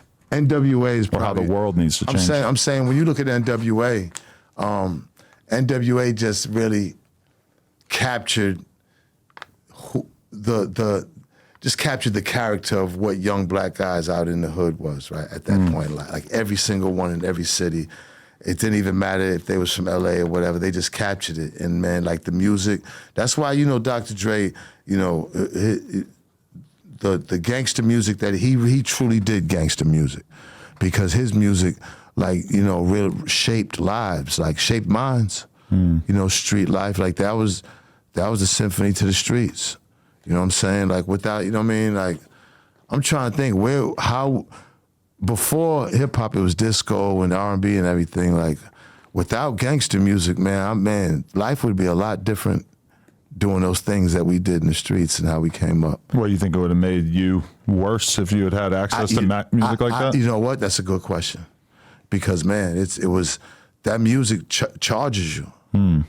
It put a battery in your back. It charges you, especially if you already got shit on your mind. And you know what I'm saying? Especially if you drive into the scene, you blast that. Have you ever just listened to this music and it just made you drive faster? Oh yeah. Everybody did that. Today. All right, you can't even control yourself when you do that. Like that shit gets people pulled over, bro, because you can't control yourself. Like you're trying to match the speed with your adrenaline at the moment. Yeah. And you're not even know you're doing it. You know what I'm saying? Like your adrenaline's so fast, but the car's going so slow. So you know your foot is just pressing that motherfucker just to match what you feel inside. And then you get pulled over. Car smells like weed. You got a gun in your waistline. Here we go. It's happened to a lot of fucking song, bro. I'm telling you. Yeah. And I know a lot of motherfuckers out there went through that shit. That just shows you how powerful the energy is with hip hop. And a lot of these young guys, the energy's too much for them. Yeah. Yeah. I notice like a lot of guys as they get older, hip hop guys, they tend to like reach a certain age and then they start to tell you like, yeah, I drive around listening to fucking Aretha Franklin, or, you know, they have like their taste kind of gets away from the super aggressive shit. But has that not happened to you? Listen, all I do when I get in my car, I listen to Sirius Radio, the three ones, the soul one, the groove. I listen because, man, see, you know, because I was a DJ way back in the day. Like I had 10,000 album collection. Like my music knowledge and history is crazy, not just hip hop.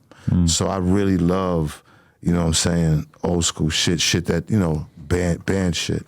Ohio Players, Parliament Funkadelic, Barcades, you know, Michael Jackson, you know what I'm saying? Like just, you know what I mean? And then I listen to them heavy on Stone Temple Pilots. Like like when I go lift, that's all I listen to is Stone Temple Pilots. Really?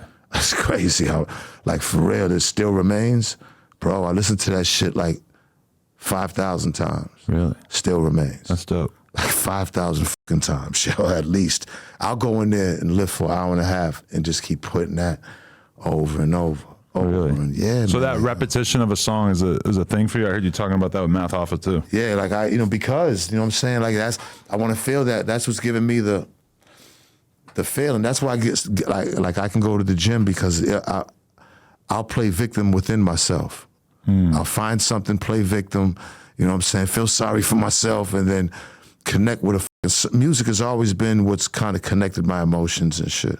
That's why hip hop is a major part of and just music in general. But songs like that, you know what I mean? Like first it was Nirvana, you know what I'm saying? Just songs like, you know what I'm saying, that there's a certain melody that hits, you know what I'm saying? It's like the victim note, you know what I'm saying? That's what can make you push them weights a little more. It's just, you know what I'm saying? I can't really explain it, but you know what I'm saying? Yeah, hip hop, I don't listen to it in the gym and I don't listen to it sometimes, but I listen to more of that type of music, all kind of shit. Kiss from a Rose from Sale. I listen to that in the gym over and over and over. Just different shit. Yeah, there's still like just I don't know. Hip hop just kind of does it for me in the gym. But you need many things throughout your life. And so one thing for me now is I find myself listening to a lot more alternative rock, grunge, etc., like old folk music that I was into when I was younger and stuff. Because now I have a kid. And so I don't want to listen to rap around her a large percentage of the time because my girl flip out. Yeah. Daughter, yeah. My girl does not want my kid listening to swearing at all. So it's officially that's real shit though. Like people that do that, I be, you know, and again, I don't, you know what I'm saying, but you shouldn't, man. Like you shouldn't have your kids be exposed to that shit early age, even if they're 2, 3, 4, 5, none of that shit. You know what I'm saying? None of it. The R&B and everything, not just hip hop, R&B is all up too now, like sexual and shit. Like you shouldn't, honestly. I don't think that's good for your kid. You know what I'm saying? Listening to that. Because it's just too fast, man. It's too fast. You gotta let a kid be a kid. Yeah. You know, I think our kids are being developed way too fast. And I think that hurts them later on in life. I think that it makes them more immature later on in life. When you try to fill them up with all this grown shit, by the time they do get grown, they really not grown. Right. Because they didn't mature slowly enough to know what it is to be grown. You know what I'm saying? Just because you're listening, you know what I'm saying, to all this crazy shit, that doesn't make you grown. Being grown is just life experiences and really a progression. You know what I'm saying? But, listening to fucking, if you got your kid at 6, 7 years old listening to hip hop, then that's a mistake to me. You can't do it. You know what I'm saying? I mean, there's definitely hip hop that I think qualifies as kids safe, but it's like, what would be kids safe? I put on like De La Soul and Tribe Called Quest. And my girl will agree with that. Whereas if I put on some Bronx drill, what's Buddy? Buddy's my friend. I was just like, I don't know. I could talk my way out of that shit. But all right, this is the thing. Sonically, because Buddy was pussy. Yeah, but when I play like Bronx drill, there's been a few times where I foolishly tried to play some fucking drill music in the car with my kid.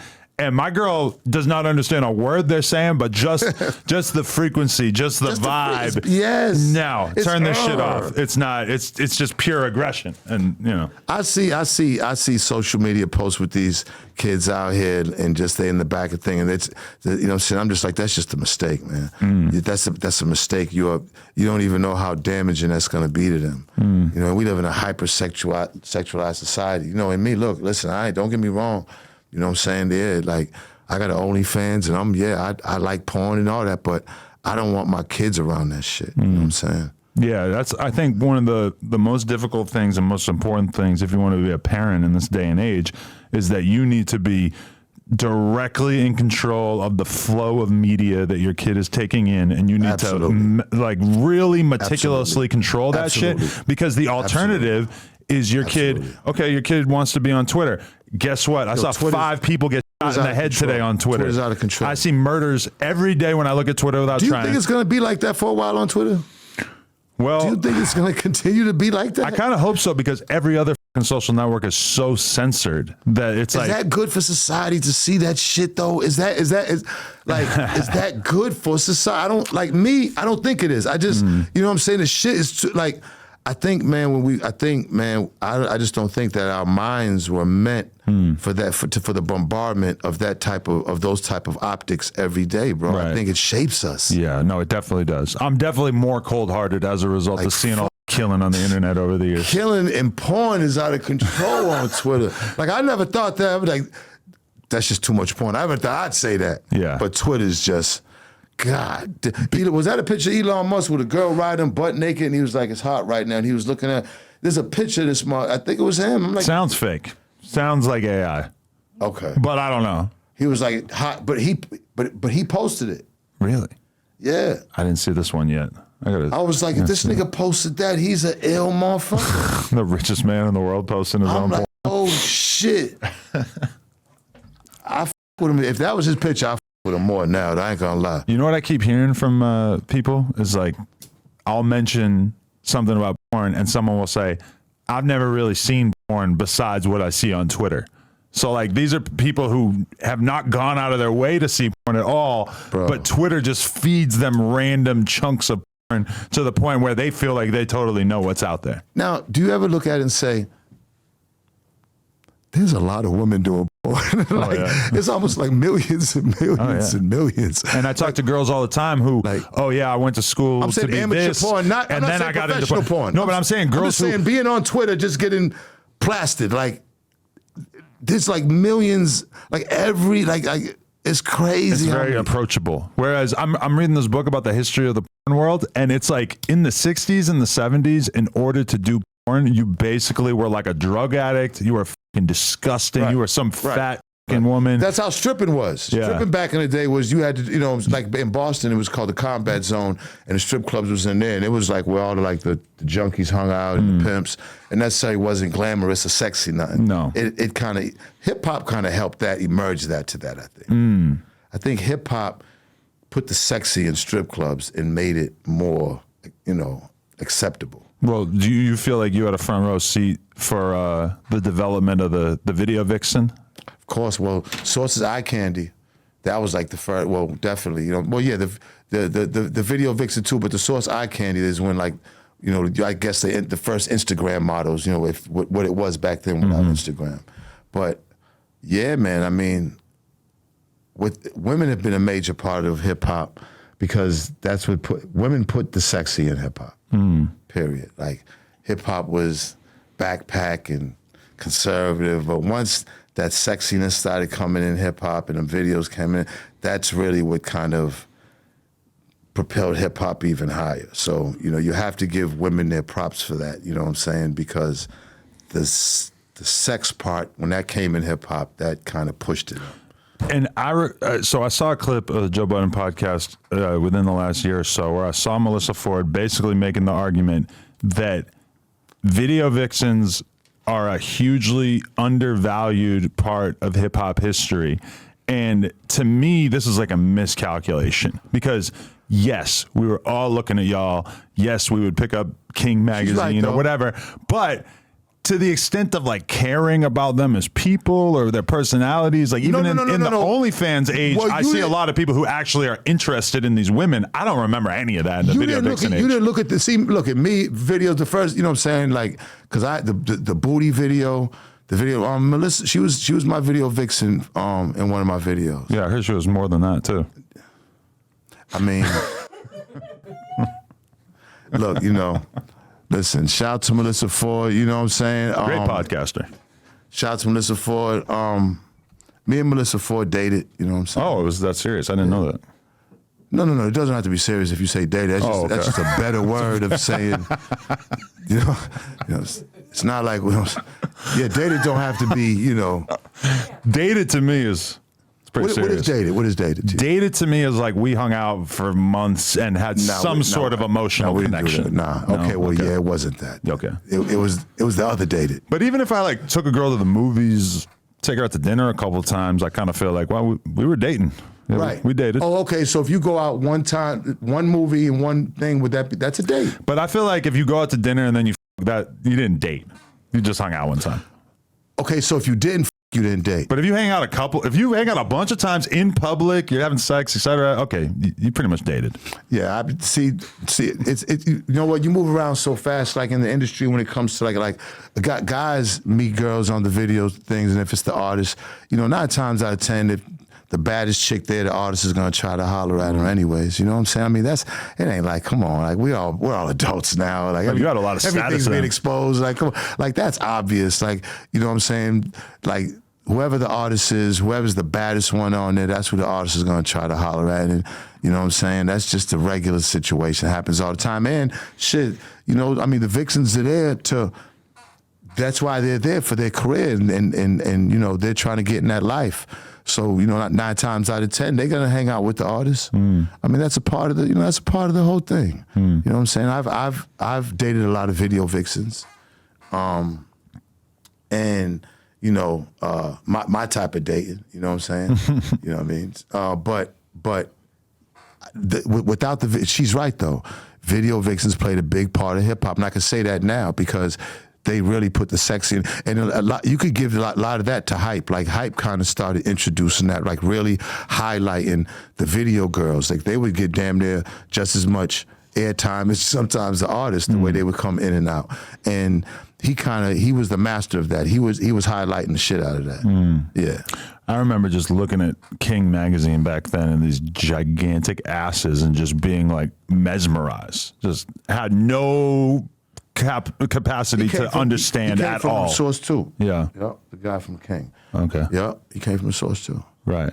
Yeah. Yeah, I guess I was probably a little bit on the young side to like care about the personalities of the video vixens. Because I remember when it started to click, which was when Joe started dating Tahiri. Right. And all of a sudden, through seeing the clips of them together on YouTube Right. and thinking she was super hot, it started to make sense to me. Like, I mean, you okay. could look at it, I mean, like, again, like, before in some videos, they wasn't looking, you know, they was looking decent, but when Hypes, there was a time where you was like, wow, you know what I'm saying? Like, damn, she's bad, you know? And it really kind of, it was good because it put young black women in a chance to be looked upon as real, like, you know, beautiful women with makeup and everything on and the whole shit. You know what I'm saying? Like that was, these are girls from the hood and they you know, they're on a video and that might be the only time they could put, you know, back then to put some dope makeup on and get glammed up. And you're looking at them like, whoa, like that was big. So looking at it now, I can see what she said. She's exactly right. Okay, I respect it. Yeah. Okay, random hot topic question, but Dr. Umar went very viral a couple weeks ago for his take, which was basically Eminem can never be considered as one of the greats or as the greatest rapper of all time, or presumably even he thinks that Eminem's value is kind of overstated within hip hop. Would you agree with that? And if Eminem's not the greatest rapper of all time, could the greatest rapper of all time be white?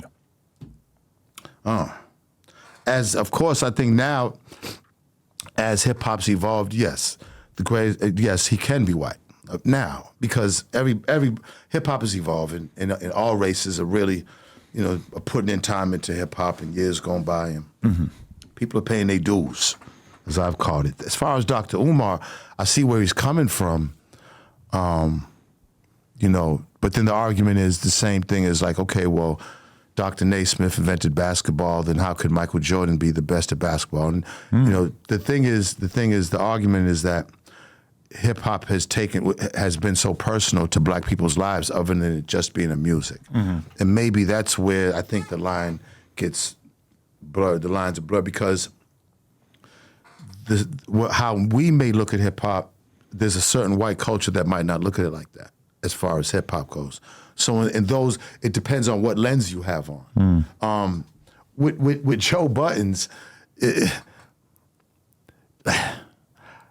know, I've never seen nobody like be a fan. Like it's one thing about being a fan of somebody, but then it's another thing being on somebody's dick. It's like I can understand a fan, but then it's like when you on somebody's dick, that's a personal thing, you know what I'm saying? And to me, with him, and I think you know, everybody can have their personal favorites, but it's like, man, like, you know what I'm saying? Like, you know, he don't cheer like that for nobody else. You know what I'm saying? Like the way he stick for Eminem, and it's not like he talks about him all the time, but when he does, he really like, you know what I'm saying? And to me, you know what I'm saying? I don't know, man. I think Dr. Umar, like me, just gets tired of that shit. Like, bro, like, relax. Like, okay, he's good. Like, okay, this is 100 years later. Like, you know what I'm saying? So I can understand Dr. Umar gets frustrated as I do. You know what I'm saying? It's a frustrating thing. M can rap. I always say this. I don't like even doing top 5 Dead or Alive because I believe hip hop is so great and people have their own style. It's hard to be like, oh, he's the greatest. Like if you're listening to somebody's album and you love it, then you love that artist. If you love it, then you love that artist. And it doesn't have to be better and who's better and it doesn't have to be that way. Eminem raps a certain way. Like he puts out a certain type of music. It's not like it really sounds that much like almost anything else that's popular in hip hop. It's really his own lane of music. You see what I'm saying? So because that's not my lane, don't get mad at me. I think Eminem fans take it so personal that, well, he's the greatest. Okay, that he's the greatest to you, and that's cool. To me, he's not. You know what I'm saying? That's okay. Like Joe got the platform, and Joe, you got Dr. Umar up there. Like my thing was Joe knew how to set off Dr. Umar. He set him off. That's a good point. he know how to set Dr. Umar. Joe's brilliant. He know how to do that. And believe me, Dr. Umar because the dude next to Dr. he got him good. I was like, oh man. Well, keep in mind with Joe, he's the same guy who basically fucked up his relationship with Eminem and Slaughterhouse by being brutally honest about Eminem. And then did a whole diss record. You know what I'm saying? I used to be like, come on, man. Like, listen, I swear to you, my thing wasn't about the music. It just wasn't. Like, I had my own personal issues on what I thought of hip hop, and that's probably where I made the mistakes by involving the source, because the source is supposed to be for the masses. And I've let my personal, and I've said that on Math, and that was a mistake. That was wrong. I wouldn't call it a mistake, but being business-wise, it was wrong, okay? You know what I'm saying? You're not supposed to do that. That's not good business. And but I don't listen to his music anyways. And it's not just him. There's not a black artist that I don't listen to their music anyways. So, you know what I'm saying? Like, it's all right. I know our situation's polarized because of the beef, because of us going back and forth, but that's what hip hop was anyways. Like, big deal. I made a few songs, he made a few songs, so what?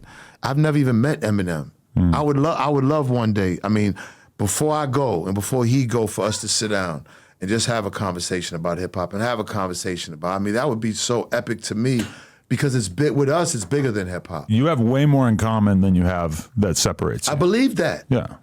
I believe that. And again, a lot of times it be Eminem's fans that, it don't even be him.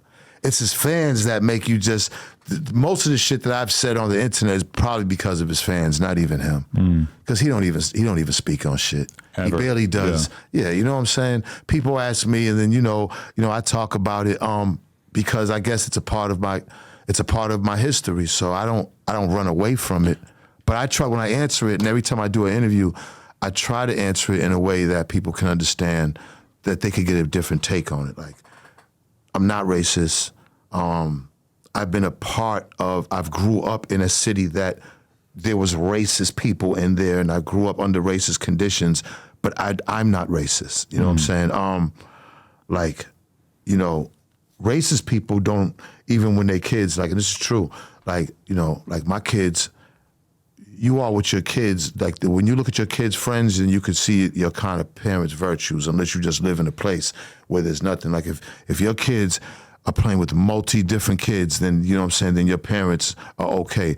I grew up in a place where kids were taught not to be around other kids and not to go to school with them and just be, you know, not be around. So, you know what I'm saying? Like, I think that frustrates me more, that Eminem's fans would think that I'm racist because of our situation. And that's silly. It's never been, and it never has been. I never said that Eminem wasn't a great rapper. I think Eminem's a great rapper, but I don't listen to that type of music. I feel like I hear a lot of people in this discourse saying that they think that Eminem is like the greatest rapper of all time, where I don't really believe that Eminem has had that big of a role in their music listening throughout their life. And I say that as myself as well. Eminem comes out in like 1999. I feel like I was kind of done checking for his albums by like 2006. And I'm saying that's a good run. He had a very significant career. That's a good fucking run. But let's be real. And I'm not ignoring the fact that he's been unbelievably successful. It's the best run of any white artist. For sure, yeah. Rapper. But to me, is he one of the most skilled lyricists of all time? For sure. Is he the greatest rapper of all time when I've got to put him up against Jay and Nas and you know, Drake and 50 and all these guys? Is he the greatest to you or the greatest to everybody? You can't pick a greatest to everybody. Nobody can. That's why I said it's like what separates us from being robots in this 8 billion people is your ability to like what you like and be able to, and for people to respect that. We have to respect what each other likes personally first. I think with social media, everybody wants to be a part of the crew that likes the best so that they can look like they're part of the best crew. You got to get out of that. Be an individual first. Like who you like. Like who you like. It's okay. You know what I'm saying? When I look back at that era and why I might have had negative feelings towards you, when I look back, it's like it's such a clear-cut example of me blaming the messenger because let's be real, those tapes, it was like the most obvious act of journalism ever to put that shit out there. Because it was, we had to do it. I grew up around all kinds of people that were making racist jokes and doing stuff that was objectively racist. That shit is some other shit. I ain't never seen anything like that in my whole life from white boys that are associated with hip hop or whatever. Like that shit needed to have attention called to it. And the fact that I resented you for bringing it to the table seems kind of ridiculous to me as an adult. Well, but imagine this though. Imagine him getting away with it. Right. Now, that's what I'm saying. Imagine that. So you know his influence and his power and his look at the same thing with R. Kelly. R. Kelly had already on the girl, people seen the tapes, and people still fucking with R. Kelly. So when people's talent transcends kind of like what they do and shit. You know what I'm saying? Like if you're dope at what you do, motherfucker give you. You know what I'm saying? Now you can't be running around fucking with kids and everything. You know what I'm saying? But they, you know, people were still listening to R. Kelly heavy after EP. It wasn't until this shit happened, and even still now, not before, but even when R. Kelly did that, people was still playing the shit out of his shit. Yeah. So it's the same thing. Like, you know, and then you got to understand this. Look, white people wasn't going to stop playing them because of that. Right. Oh yeah, I shot him that bail so instantly back then. They wasn't going to be like, oh shit, he's making some racist shit. We're going to stop playing him. White people was going to keep playing with him, and black people didn't stop playing them either. Like none of that. If I don't know if the internet was out, could have made a difference, but we didn't go out looking for that tape. People would understand those guys, and they were all white. There was 3 white guys in my office. There was a Dave's office, and I was like, look, I couldn't believe it. I couldn't believe it to be like, damn, y'all are really selling your man out, huh? I could not fucking believe it. He takes like a 5-year break after that. Yeah, he had to. How did you feel about that? Did you feel kind of triumphant? I felt like, yeah, of course. Listen, there really wasn't listen, hip hop is about these moments. And hip hop is like I've always been, I have my little revolutionary in me, my little, you know, because you grow up like that in Boston kind of. And, you know, hip hop takes on that. Like, you know what I'm saying? Like I was proud of that. You know, it's funny because what's his name? He was he was the other guy that was in Joe Budden's group. What's homie name? Joel Ortiz. Nope. Crooked Eye. Crooked Eye. Okay. So I met Crooked Eye at the office, and we just got the tapes, and we about to go up and do the press conference. There's like hundreds of real press up there. Crooked Eye's like, fuck it, I'm coming up. He knew about everything, was with the whole movement. That's why when I see Crooked Eye with Eminem, I'd be like, and he's on YouTube saying he was there, whatever, but he's not telling the truth about, like you know, saying it's not like I want a Crooked Eye to come up here and make a statement, but Crooked Eye was sitting right there when I made my statement. You wouldn't even been in the building. You know what I'm saying? If it was like that. So let's get not with Crook. Me and Crook cool. Me and Crook did music way before that. You know what I'm saying? It's just that people think that because they fucking with Eminem, then they all automatically have to be my enemy, and that's not true. First of all, that shit is so back in the day. First of all. Right. And you've publicly said that you don't want anything to do with it at this that's point. over with, man. Like, we got to move on from things, man. Like, that shit is, I don't want, like, I got a lot of dope shit that I'm doing. I don't want to keep fucking talking about that unless it got something to do with us sitting down, right? Really sitting down talking about that. And you know, like, I would love to do that with him. Just me and him in a room and just sit and just really talk. I think that would do great for me, and it would do great for him. I think we would come out of there, like you said, like, damn, man, we really cool as I think it would be great for him to just sort of do more normal guy stuff in general, because it feels like, I'm sure it's good for his happiness. He clearly likes to just sort of seclude himself from everybody else. But that's not what hip hop is, Adam. See, hip hop is about being out here. You see, again, you out, we out here. You know what I'm saying? Hip hop is about being out there with the people, bro. Like, man, them hoods in Detroit, they need Eminem to come through there. You know what I'm saying? I don't know if he don't want to do it because, hey, fuck that, I'm white. Or I don't know if he's like, I'm leery because something might happen. Like, I don't know which one, but he don't know. To me, if he showed up at Nipsey's funeral, do you know how big that would have been in the black people's eyes for him? Yeah, that's a fact. If he would have just showed up at Nipsey's, you know what I'm saying? I didn't. You know what I'm saying? You know, my money wasn't even right to go out there to get a hotel or nothing. Like I'm keep it 100 at that time. But if Eminem popped up or something like that, you know what I'm saying? You know, like something in Detroit, I'm sure. You know what I'm saying? Even the last couple years of Detroit/Flint music has been ridiculous. There's so many artists blowing up out of Detroit. And it's not like he's never co-signed anybody out of Detroit, but I feel like when you have a conversation with an Icewear Vezzo or a Babyface Ray or whatever, they respect Eminem, but it's almost like they respect him in his absence because he's just not there. He's not a presence in the city the way that a lot of these guys would. It would probably like, and again, like he could do whatever the he wants to do with his life. But if I was his manager, it's weird. I would say, it's weird. Get out there with the people a little bit more. It's not like you have to do that much. But, you know, hit a party here and there, you know, do a concert, whatever. Adam, man. I ain't going front. Yes, I fuck with you, man. No, and not just because you said that, but and not going against Eminem. I think that would be great for him. Right. Like every time I see him kind of do it, then he doesn't do it. Like it'd be little instances where it'd be like, okay, and then it's like, you know, because even like with Royce, you know, like that's like his top.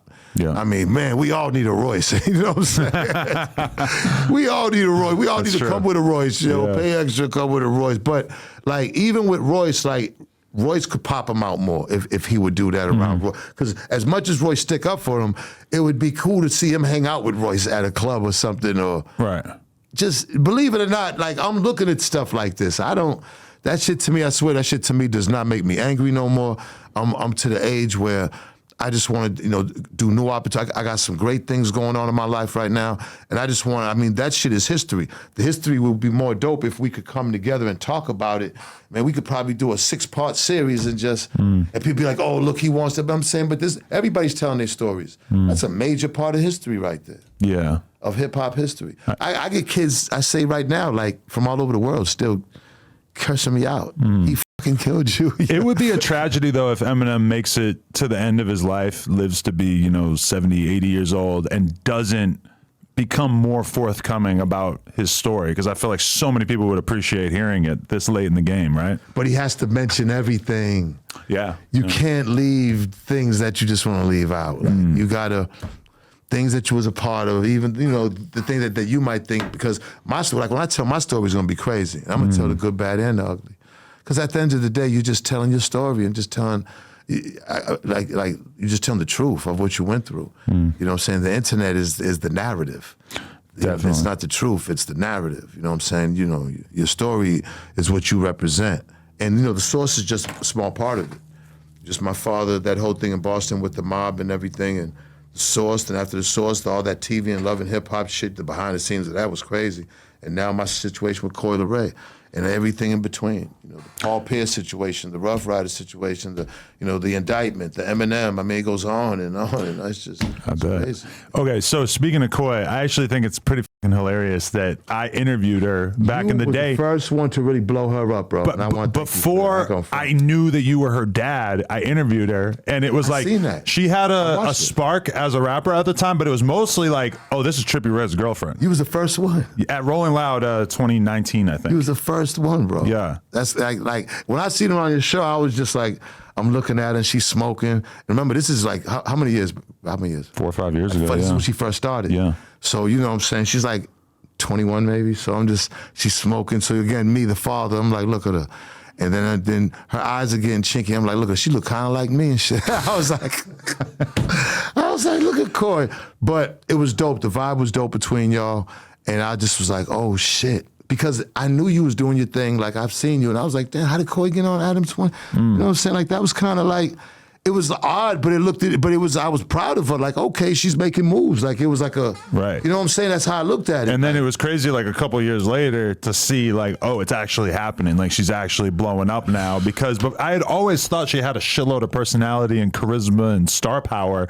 But then all of a sudden, that combined with the music started really cracking her shit off, and I was very impressed. Man, I wish, like, every time, like, it still doesn't even dawn on me. It's still, honestly, everything, and even with us, the shit with us going back and forth on the internet, which is unfortunate, and I regret, but I understand this is what happens on the internet now. And she's a young, you know what I'm saying, into, generation, and this is what they do. And I'm from the old school, so it's like, what I'm saying, it's really like, whoa, and it's been a challenge, what I'm saying, to be honest. But to wake up every day, I still don't believe it.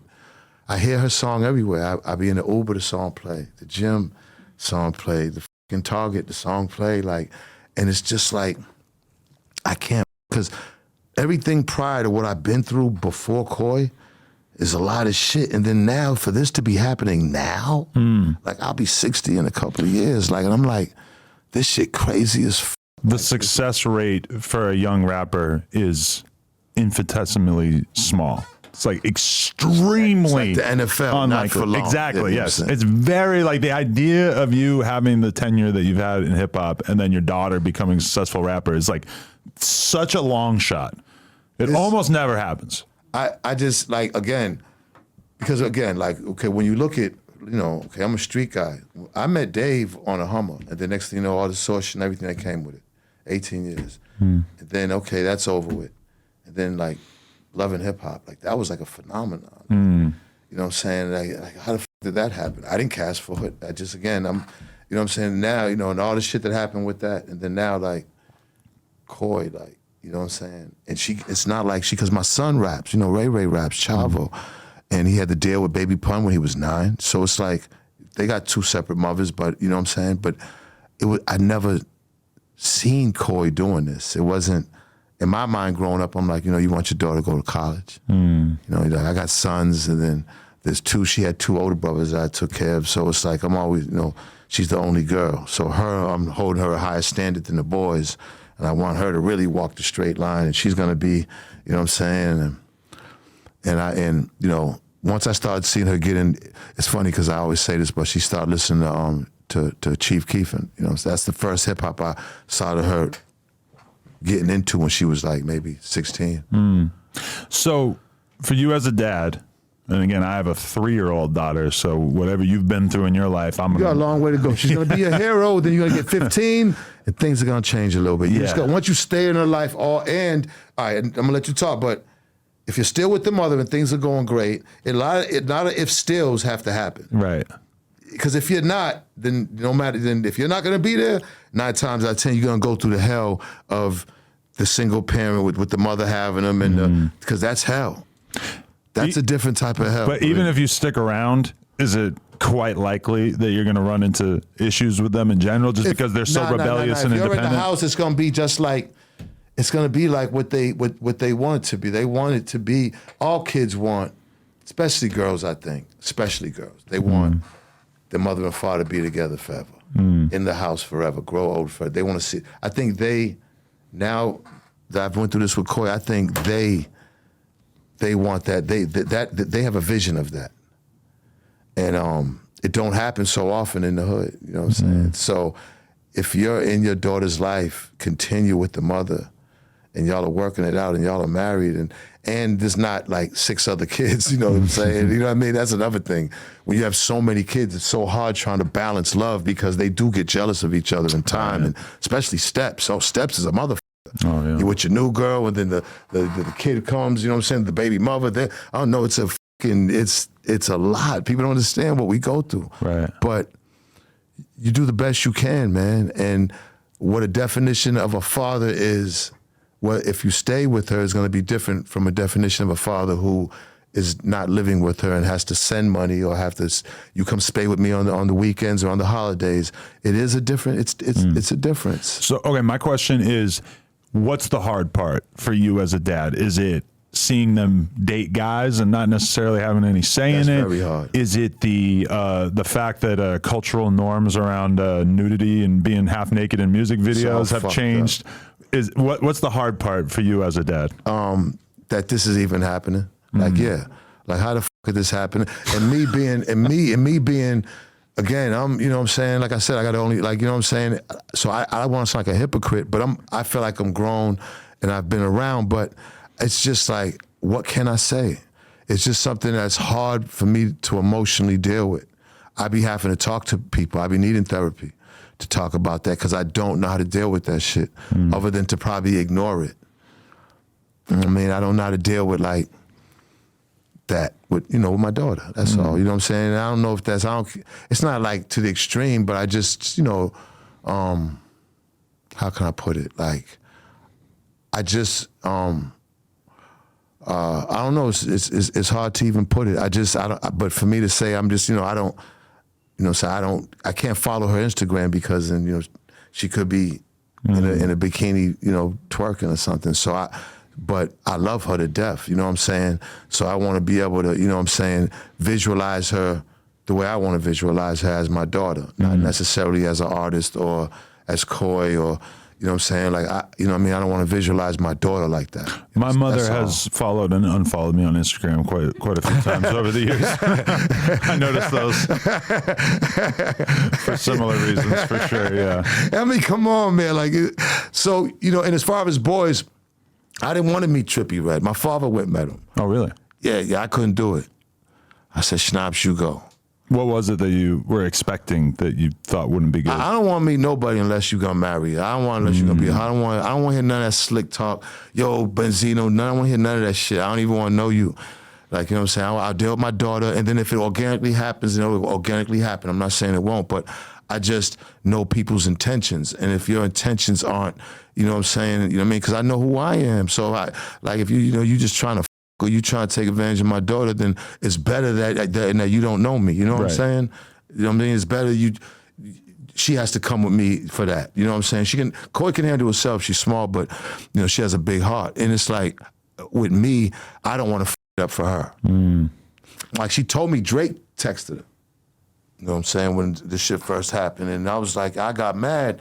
And then she told her mother, and I was like, no, I said, listen, you tell him I'm your father.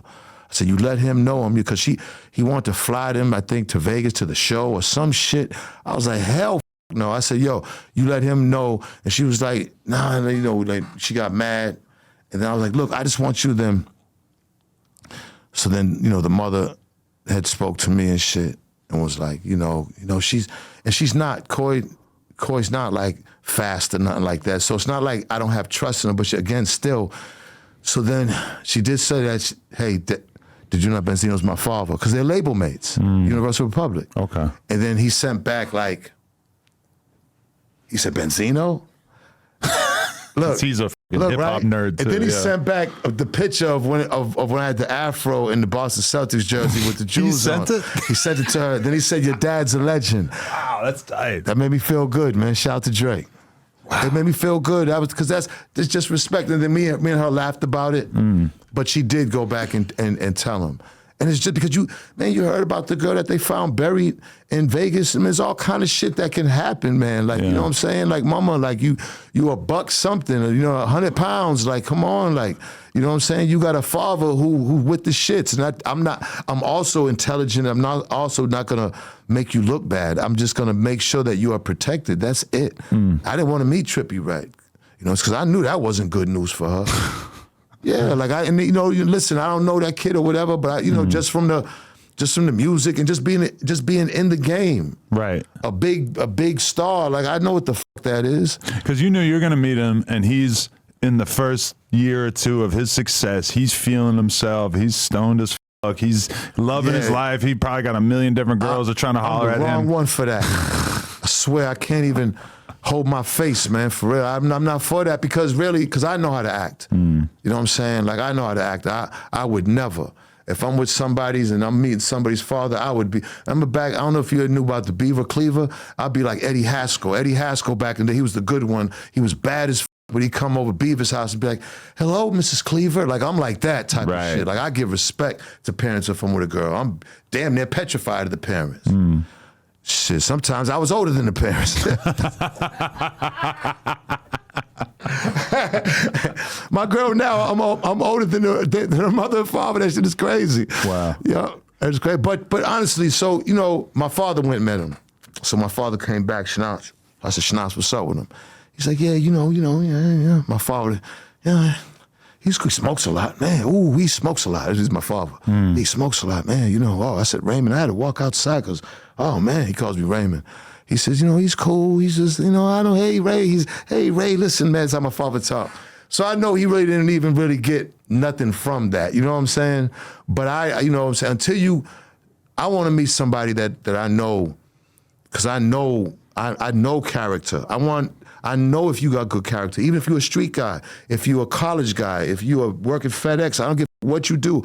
I just know by talking to you, your character, your facial expressions, your movements. You know what I'm saying? And believe me, like, you know what I'm saying? If I don't approve of it, if I see you on some type of video or some type of shit before that and I don't, it's best I don't meet you unless, you know, then she'll tell me if something's wrong, but I don't want to meet you. The best thing about, from your perspective, the best thing about her achieving the sort of success that she's had musically is that, you know, the allure of a rapper is not going to be as strong for her. As soon as she has her own money and has her own career trajectory, now a rich, powerful guy is not going to be able to have the same effect on her that it might have if she remained a normal chick, right? Listen, man, she was at that party, that all-white Michael Rubin party, and I was, oh, man. Whew, you know what I'm saying? That shit was like, you know what I'm saying? I was like, you know, I was a little upset about that. What about it? Just that she was there, like, again, you know what I'm saying? Like, I know people's intentions, man. I know this industry. You can't fucking put none past me, nobody. I've been on it at every level at high levels, and I know their intentions. You know what I'm saying? I know their intentions. That's why they never liked me, you know, because my eyes would, you know, I come with exposure. I could just see it. You know what I'm saying? Like, you know what I mean? And you know what I'm saying? I just, you know, as a father, parties like that with, you know, with people of that influence and that type of stature, you just, you know what I'm saying? You ever been to a Diddy party? Nah. I went to party? Okay, so I went to one, but not at his crib. It was Nas was there. It was at somewhere in Manhattan. But I never been to no crib party or nothing like that. Like Diddy really, me and Diddy got a song together. Diddy did a song, but me and Diddy really never really kicked it and shit. Like, it was always me and Stevie, or me and Mario. Like, me and Stevie got cool because, you know what I'm saying? Like, Diddy's Diddy, you know what I'm saying? He's his own type of lane. Like, me and Stevie kind of related more. We was kind of wild outside. Stevie wanted to be outside. I was outside, nigga. Like, I don't think Diddy even wanted me hanging around Stevie when we first met, to be honest. I think, like, you know what I'm saying? I think Diddy might have been like, yo, you know, be careful around him, or, you know what I'm saying? Okay. You know, but, you know, Sleaze was Wild Boy, so I was a Wild Boy, and we just was Wild Boys together. This was way before Love and Hip Hop, you know what I'm saying? So, but as far as Diddy, like, yeah, you know what I'm saying? I always, like, you know, like, when it comes to, like, you know what I'm saying? Because I always felt like I had my guys. It was me and my guys. So it's like, you know what I'm saying? It's necessary, you know, because Diddy's the guy, you know what I mean? Diddy's got his guys. He's just making the guys his wife. Man, that's... Allegedly. You know, listen, but let me tell you something, right? I mean... The guys are prostitutes. But you can relate to that, though. But you can relate to that. A little bit, yeah. So no, but he allegedly was forcing it upon her. That I don't think. I don't see that the part. I don't see that. You don't force, like, that's going on for a long time. Like, everything you sign up for, you sign up. Whatever you sign up for, you know what you sign up for. Whatever you receive payment for, you're receiving payment for. Now, you could try to twist it later on any way you want to twist it. But, you know, money was given, a lot of money was given way before that. You know what I'm saying? And I'm not, again, I'm not condoning any of that. I'm just saying, you know, if that's what they fetish is, that's a fetish. That's nobody's business. And then nobody should be able to have judgment of that if that's what he gets off to. Right. It's kind of hard to imagine it was not consensual at all throughout the entirety of the relationship, right? I'm saying, I'm sure it didn't happen just one time. You end up marrying this freaky ass dude, or dating was there this for freaky how many dude years? for this long? 10 years? Yeah. 10 years. We're talking a fucking decade. You know what I'm saying? Do you know how long 10 years is in one relationship? That's like forever. You know what I'm saying? That's the equivalent of forever. So come on, man. Like, shit, there was a lot of freaky shit going on. You know what I'm saying? Like, so is there a lot of stuff with Coy where you just kind of have to sit back and be like, I'm going to let you make your own mistakes? If you see her doing something that you don't necessarily agree with, you kind of just got to fall back. Now that's what I'm doing. I just, you know what I'm saying? It's the best, you know, because all this back and forth on the internet and all this it's just too much, man. I don't, you know what I mean? I don't want to go through it. I know, hopefully she doesn't want to, you know, but at the end of the day, what Coy just has to realize is I love her to death, but Coy has her career.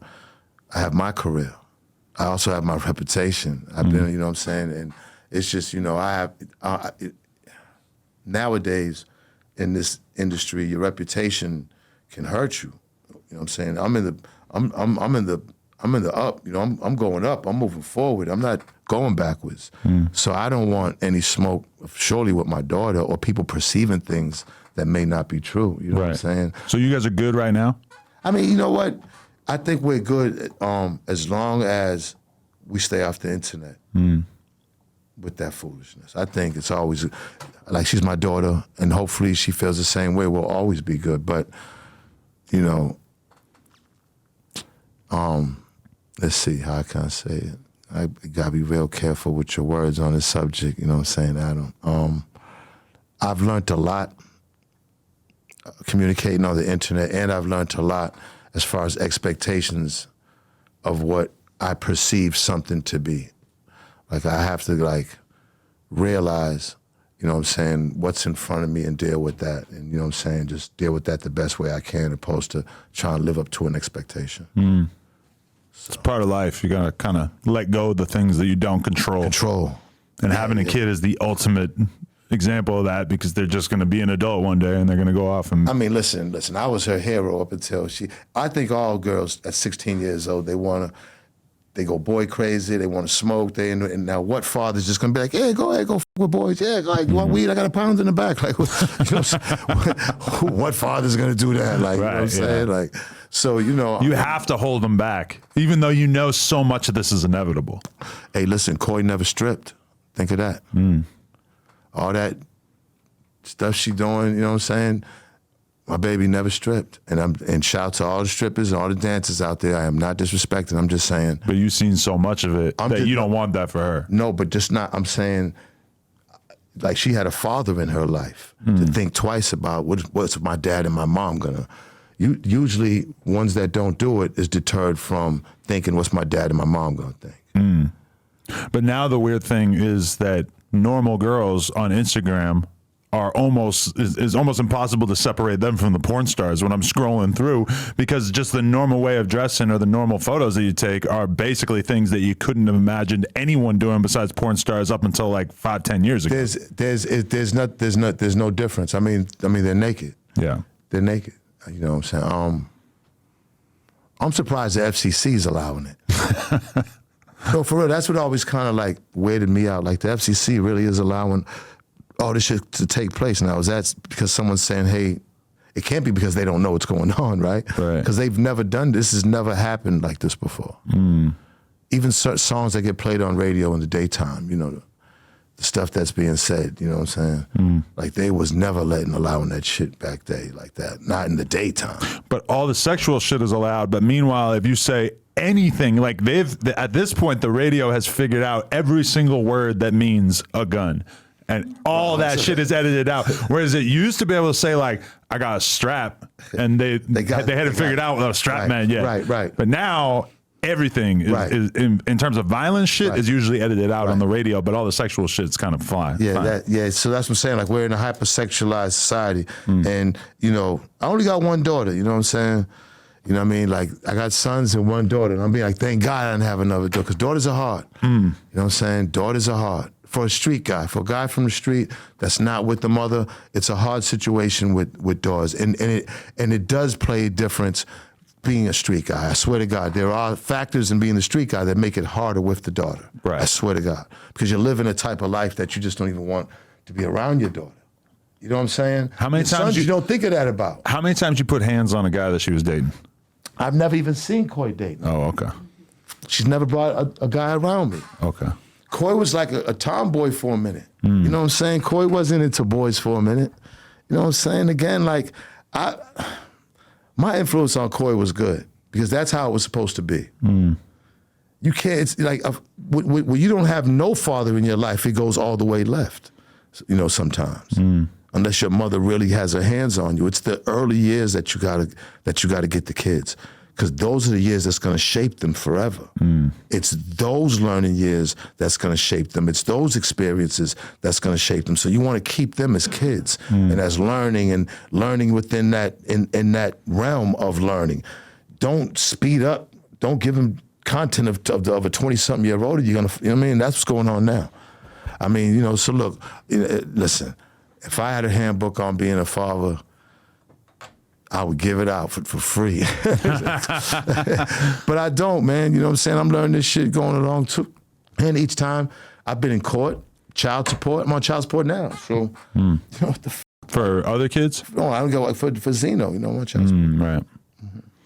Damn, yeah, it's crazy. It's like the best thing and the hardest thing you'll ever have to do, huh? It is. I've went through so many gun battles and wars and trials. So much shit. There's nothing worse than dealing with the child stuff. Can't see him in court. This, that, but that shit will stress you. That's the stress shit. The street shit, I got that. But that's the most stressful shit ever. Because at the end of it, with me anyways, my conscience is like, I know my kids love me. You know what I'm saying? But when, you know, you're away and the mother has a lot of influence on the child. That's why it's important for you to, you know, keep a bond with your child even if you don't live with them. You know, like I said, I had Coy for 4 or 5 months. She lived with me a couple of times. 4 or 5 months out of the year. She was with me, living with me. All my kids were, because she has a little brother, Taj, and there's Ray Ray. And he was with me.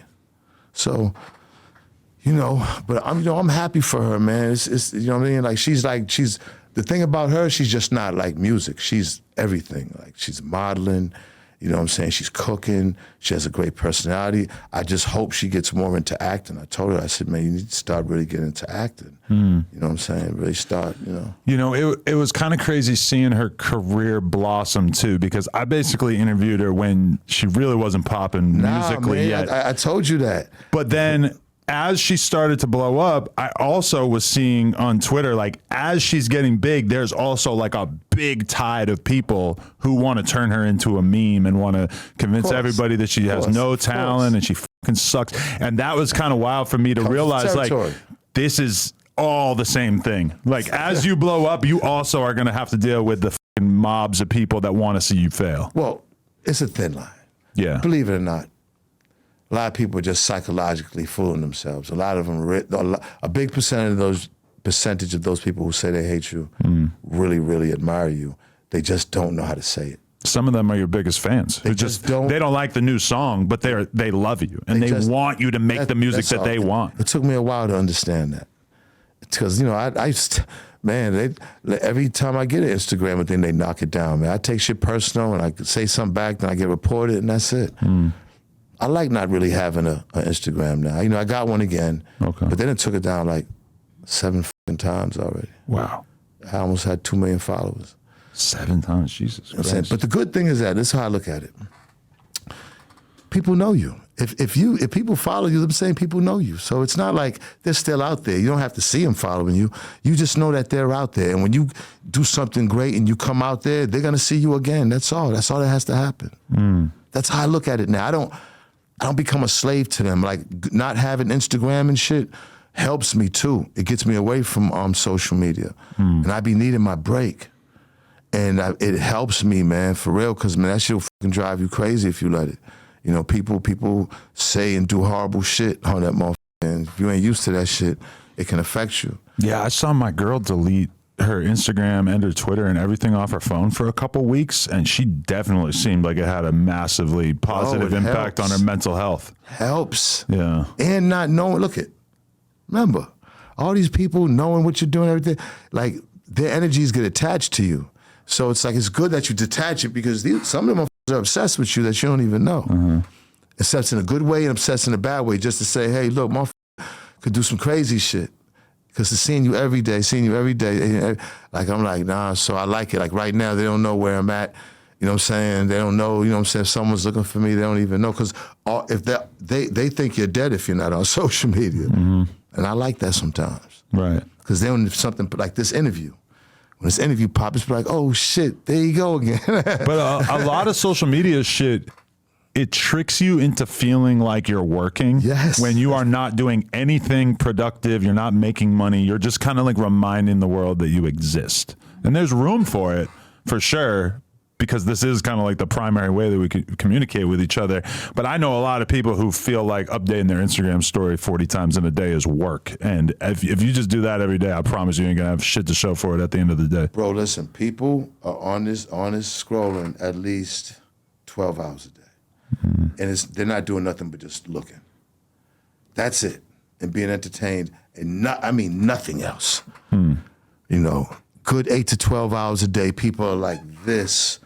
At the house, like this, eating like this, in the tub like this, fucking like this, everything like this, like this. You know what I'm saying? So I don't know where that's gonna take us. You know what I'm saying? I know half of it has something to do with sex, half of it, and attraction. So that's why I kind of like women are winning. Just the fact that there's Women so many bad bitches women on are there. winning because, you know, they're taking advantage of that. Right. You know what I'm saying? They can get 1 million followers just showing their ass. Yeah. You know what I'm saying? Their ass is more famous. They could be walking through the airport and motherfuckers recognize them, but shit, they see that ass. Oh shit, it's crazy. I know girls who are famous for their Instagram or whatever, and their ass looks great in the photos. In real life, it looks like an abomination. Well, but because it looks really good in the photos, they're famous. no, well, I think everybody's gone to the fact of we live in a filtered society. Yeah. We live in a filtered society. How we are now isn't really how we are sitting here.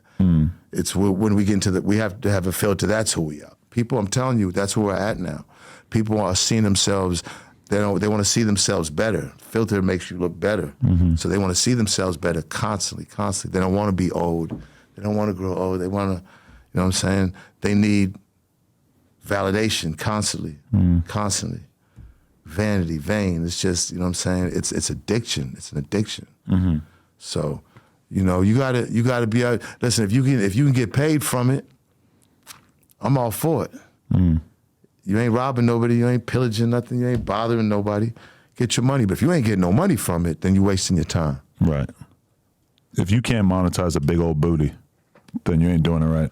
OnlyFans is popping. Like I've had my OnlyFans and like I'm doing pretty well on it. You know what I'm saying? So you're f***ing girls on there, or what are you doing? No, I'm not f***ing. Oh. I'm just like, cause I work out, so I just been like just showing the schlong. That's it. I've been thinking about starting one too. I mean, listen, I honestly, Adam, I've gotten a lot of money. You know what I'm saying? And I don't post a lot. You know what I'm saying? But you know what I mean? Like I feel like if you work out and you're happy with just not about that, it's about your whole body. Then you know what I'm saying? It's cool. But yeah, I haven't had sex with no girl on it. You know what I'm saying? You might get there sooner or later. I mean, who knows? Looking for the right one? You know, so I mean, like, you know, I'm with somebody. It would have to, you know, she would have to be with it. You know what I'm saying? But, Okay. You know. What actually happened from your perspective that kind of ruined things with your relationship with Vlad? And I noticed that Vlad basically said that you weren't allowed on the platform anymore, but Vlad, then man. you've continued to do interviews with other people on the platform, right? Vlad, like, first of all, I've done shit for Vlad for no money. All right, at the very beginning when he started, when he interviewed me on the phone. Like, I mean, I've done Vlad from the very beginning, very beginning, when nobody was doing Vlad. You can see it on YouTube. I got like 7, 8 Vlad fucking things way back 12 years ago. Vlad just got too arrogant, man. Like, I ain't gonna front, Adam. You humble, yo, and you're sitting here with me. Vlad gotta fucking be the voice like he's the Wizard of Oz or something. Where he was coming through the computer and shit. He thinks he's the Wizard of Oz. Like, what the fuck? Like, you know what I'm saying? Like, bro, you sit down, you have face-to-face with people so you can get respect like that. It's not like Vlad's a bad person, right? I don't like what he said about the minister. I think he should apologize. I don't, people say he's a snitch. I don't necessarily think Vlad's giving information to the feds, but because unless there's information that says that, then you have to, you know what I'm saying? But, you know, but he does, Vlad gets street guys to say a lot, because a lot of times street guys, they don't even be wanting to say all that, but they, you know, they just so 100. I be seeing some of his interviews and they just say a lot because, you know what I'm saying? And it's not, you can't blame Vlad because I'm saying a lot. But, you know, Vlad got to understand that he has to be able to filter out shit so that they don't, like, if you gave a fuck about niggas, then automatically filter that shit out. You know what I'm saying? Before somebody gets in trouble. You know what I'm saying? That's what I think Vlad could do.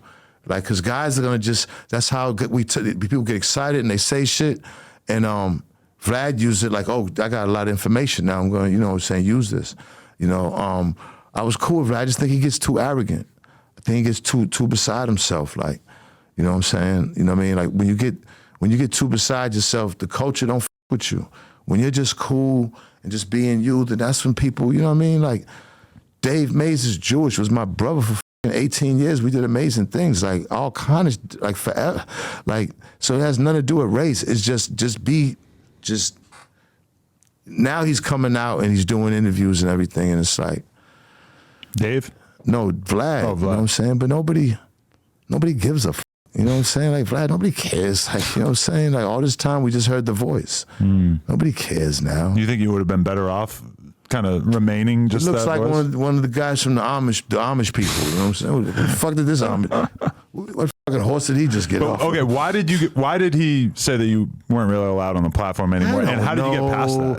Vlad, I did an interview. It took me like 3 days. Where's my fucking money at? They gave me some lady's number. Hey, you know, what's the, hey, Benzino, hey, okay, where's my money? You know what I'm saying? Give me my fucking money. Why am I gonna wait for $1,000? Like, send my fucking money. You know what I'm saying? And to see, and he's like, oh, I didn't threaten her. You should have dealt with me as a man and not give me her number to talk to her. You put her in that. Vlad sued Rick Ross. Like, you know what I'm saying? Like, Vlad talks shit. They got up with him, beat him up, and then he sued Rick Ross. You know what I'm saying? He got a bunch of money. Then he bragged about getting a house in Calabasas. He brags about this, brags about that. He's like the guy that never got pussy before. You know what I'm saying? He comes across as that. I never heard him talk about getting pussy. Like, he's like I'm pretty sure he's been with the he's like the same Amish woman guy with for a the while. horse fucking picking apples in the back and somewhere. You know what I'm saying? Getting no. But you have a good relationship with, who is it, Sean Prez that you do the interviews Prez with? is my guy, and now Cavario's working for him. Okay, Cavario's and Maffi works for him. Those are my guys. These are my guys for years. Vlad, like, first of all, Vlad used to come to the source. Right. Like, be amazed at me and Dave Mays. Like, you know what I'm saying? Vlad was my son. Like, you know what I'm saying? He'd come up there and be amazed just to sit there in our offices. Did you ever talk to Dave about you doing a podcast on Breakbeat, his network? Because that would be like the ultimate coming full circle moment. Dave don't fuck with me right now. You know what I'm saying? Really? Me and Dave ain't fucking with each other. Oh, you know? I know. Me and Dave, for like maybe 7 years, ain't even spoke to each other. Really? Yeah, like, you know, it was just time. No, me and Dave seen each other for like 18 years straight, every day. We went through hell together. Great shit, man. It was just time. He got married. You know what I'm saying? Dave got some black shit. That was it. Once Dave went black, you know what I'm saying? Really? Yeah, man. I never heard from him after that. See what a fat ass can do? Boy. I haven't seen it, but yeah. Nah, That definitely could do something to yeah, you. but you know what I'm saying? Like, it ain't nothing with like Vlad. You can't hate on Vlad for what he done because Vlad's been doing it a long time. I give people props in the areas they deserve the props. Because I'm not a hater. You know what I'm saying? Like, he's been doing this shit a long time. You know what I'm saying? So he deserves, anybody that deserves to put in the work deserves that shit. But then he just started losing, people start losing their way. They start getting arrogant. And you know what I'm saying? Like I said, in his interviews, to me, the guys that do say too much, he needs to edit out. He needs to take that responsibility for the culture, if that's the case. You know, and you know what I'm saying? Shit, that's all. You know what I mean? Like, you know. You know what I'm saying? Like, because at the end of the day, you know, shit, man, I only made like look, I ain't make a whole bunch of money with Vlad, but Vlad got a lot of followers, whereas that Vlad could have did something with me, like on a podcast or something. Like, I never really wanted to do a podcast. Eventually, I'm gonna do a podcast, but you know what I'm saying? Like, I felt like this was probably gonna be the last podcast I do because, you know what I'm saying? I always look at your podcast. I'm like, I gotta do Adam. You know what I'm saying? Like, what the? I appreciate that. Yeah, for real. Where did the issues with Wack come from? It really isn't no issues. I don't know Wack. Okay. I mean, like, Clubhouse stuff? I don't, it's just, again, see, Wack is on the internet, and Wack has a way of doing his thing on the internet. You know what I'm saying? Like, Wack's like mastered that. I really don't know Wack. Me and Wack cool. Then all the shit that he was talking about with the girl shit, I don't, you know what I'm saying? I don't get involved with that because like my thing is like I don't get involved with like the fairy tale shit that's on, you know what I'm saying, and personal shit. I don't get involved with all that, like, you know what I'm saying? But I really don't know Wack till like we've never met in person, but you know, me and Wack have talked on cool terms, and after that, me and Wack got into it on the internet, but it's the internet. So you know what I'm saying? At this point, I feel like, you know, all the shit that the negativity that comes from the internet, if you really give it attention, it's really just a waste of time. It really becomes a waste of time. Like, you know, I've already been through all the shootouts, the gang shit, the near deaths, been shot a few times, all my niggas dying, all my niggas. I've been through all that shit. Like, that shit ain't, like, if I was to die tomorrow, my name would ring bells forever. Like, Mom, 58, that's great. The life I've lived, I don't think nobody had a run like me. Is that the weird part about getting so late into your life, but still being involved with a culture that is kind of like consumed with youth? Is that you've kind of seen it all, done it all at a certain point, but meanwhile, the vast majority of people that you're communicating with don't really have that much life experience, are still impressed by shit that doesn't impress you anymore. Is that the challenge? Man, listen, but the thing is, I'm in all these different cities. And I've always been a people's person, so I always with the hood. I always with the niggas. I've always with everything that has to do with niggas and people. I put myself out there, and I think that first and foremost, people always respect that about me when they see me. Like, I'm more famous than I've ever been in my whole life now. I can't go nowhere. I think everything that I've done culminated to like I'm more famous. I can't go nowhere where somebody's not taking a picture and you know, it's my job now to get some monetary value on it now, right? All these different things that I've done, right? And now try to, you know, cash in. But I mean, shit, Adam, it's a blessing, man. You know what I'm saying? Like, the internet stuff I had to learn. Like I said, you know, Wack, all y'all got it down packed now. Like, y'all understanding how to monetize it and everything else. You know what I'm saying? That's where, you know, I'm trying to start to get into. I know people love me. I know people for me. So it's just a matter of me learning, you know what I'm saying, the ins and outs, because the internet now is getting everybody, you know, it's getting people some, it's the main force really for hip hop now, as far as getting dollars, you know what I'm saying? Yeah, it's pretty wild when you think about the extent to which how the conversations within hip hop, the podcasts and the YouTubers and shit, like, people talk about the numbers being way down on streaming, but meanwhile, you got all these different YouTubers and podcasters who have, you know, hundreds of thousands of views on everything they put out and shit. Nice. It's big. That attention is taken away from the attention that's on the music. And I think that almost kind of reveals to people that the thing that we were all after was captivating content and not necessarily over a beat.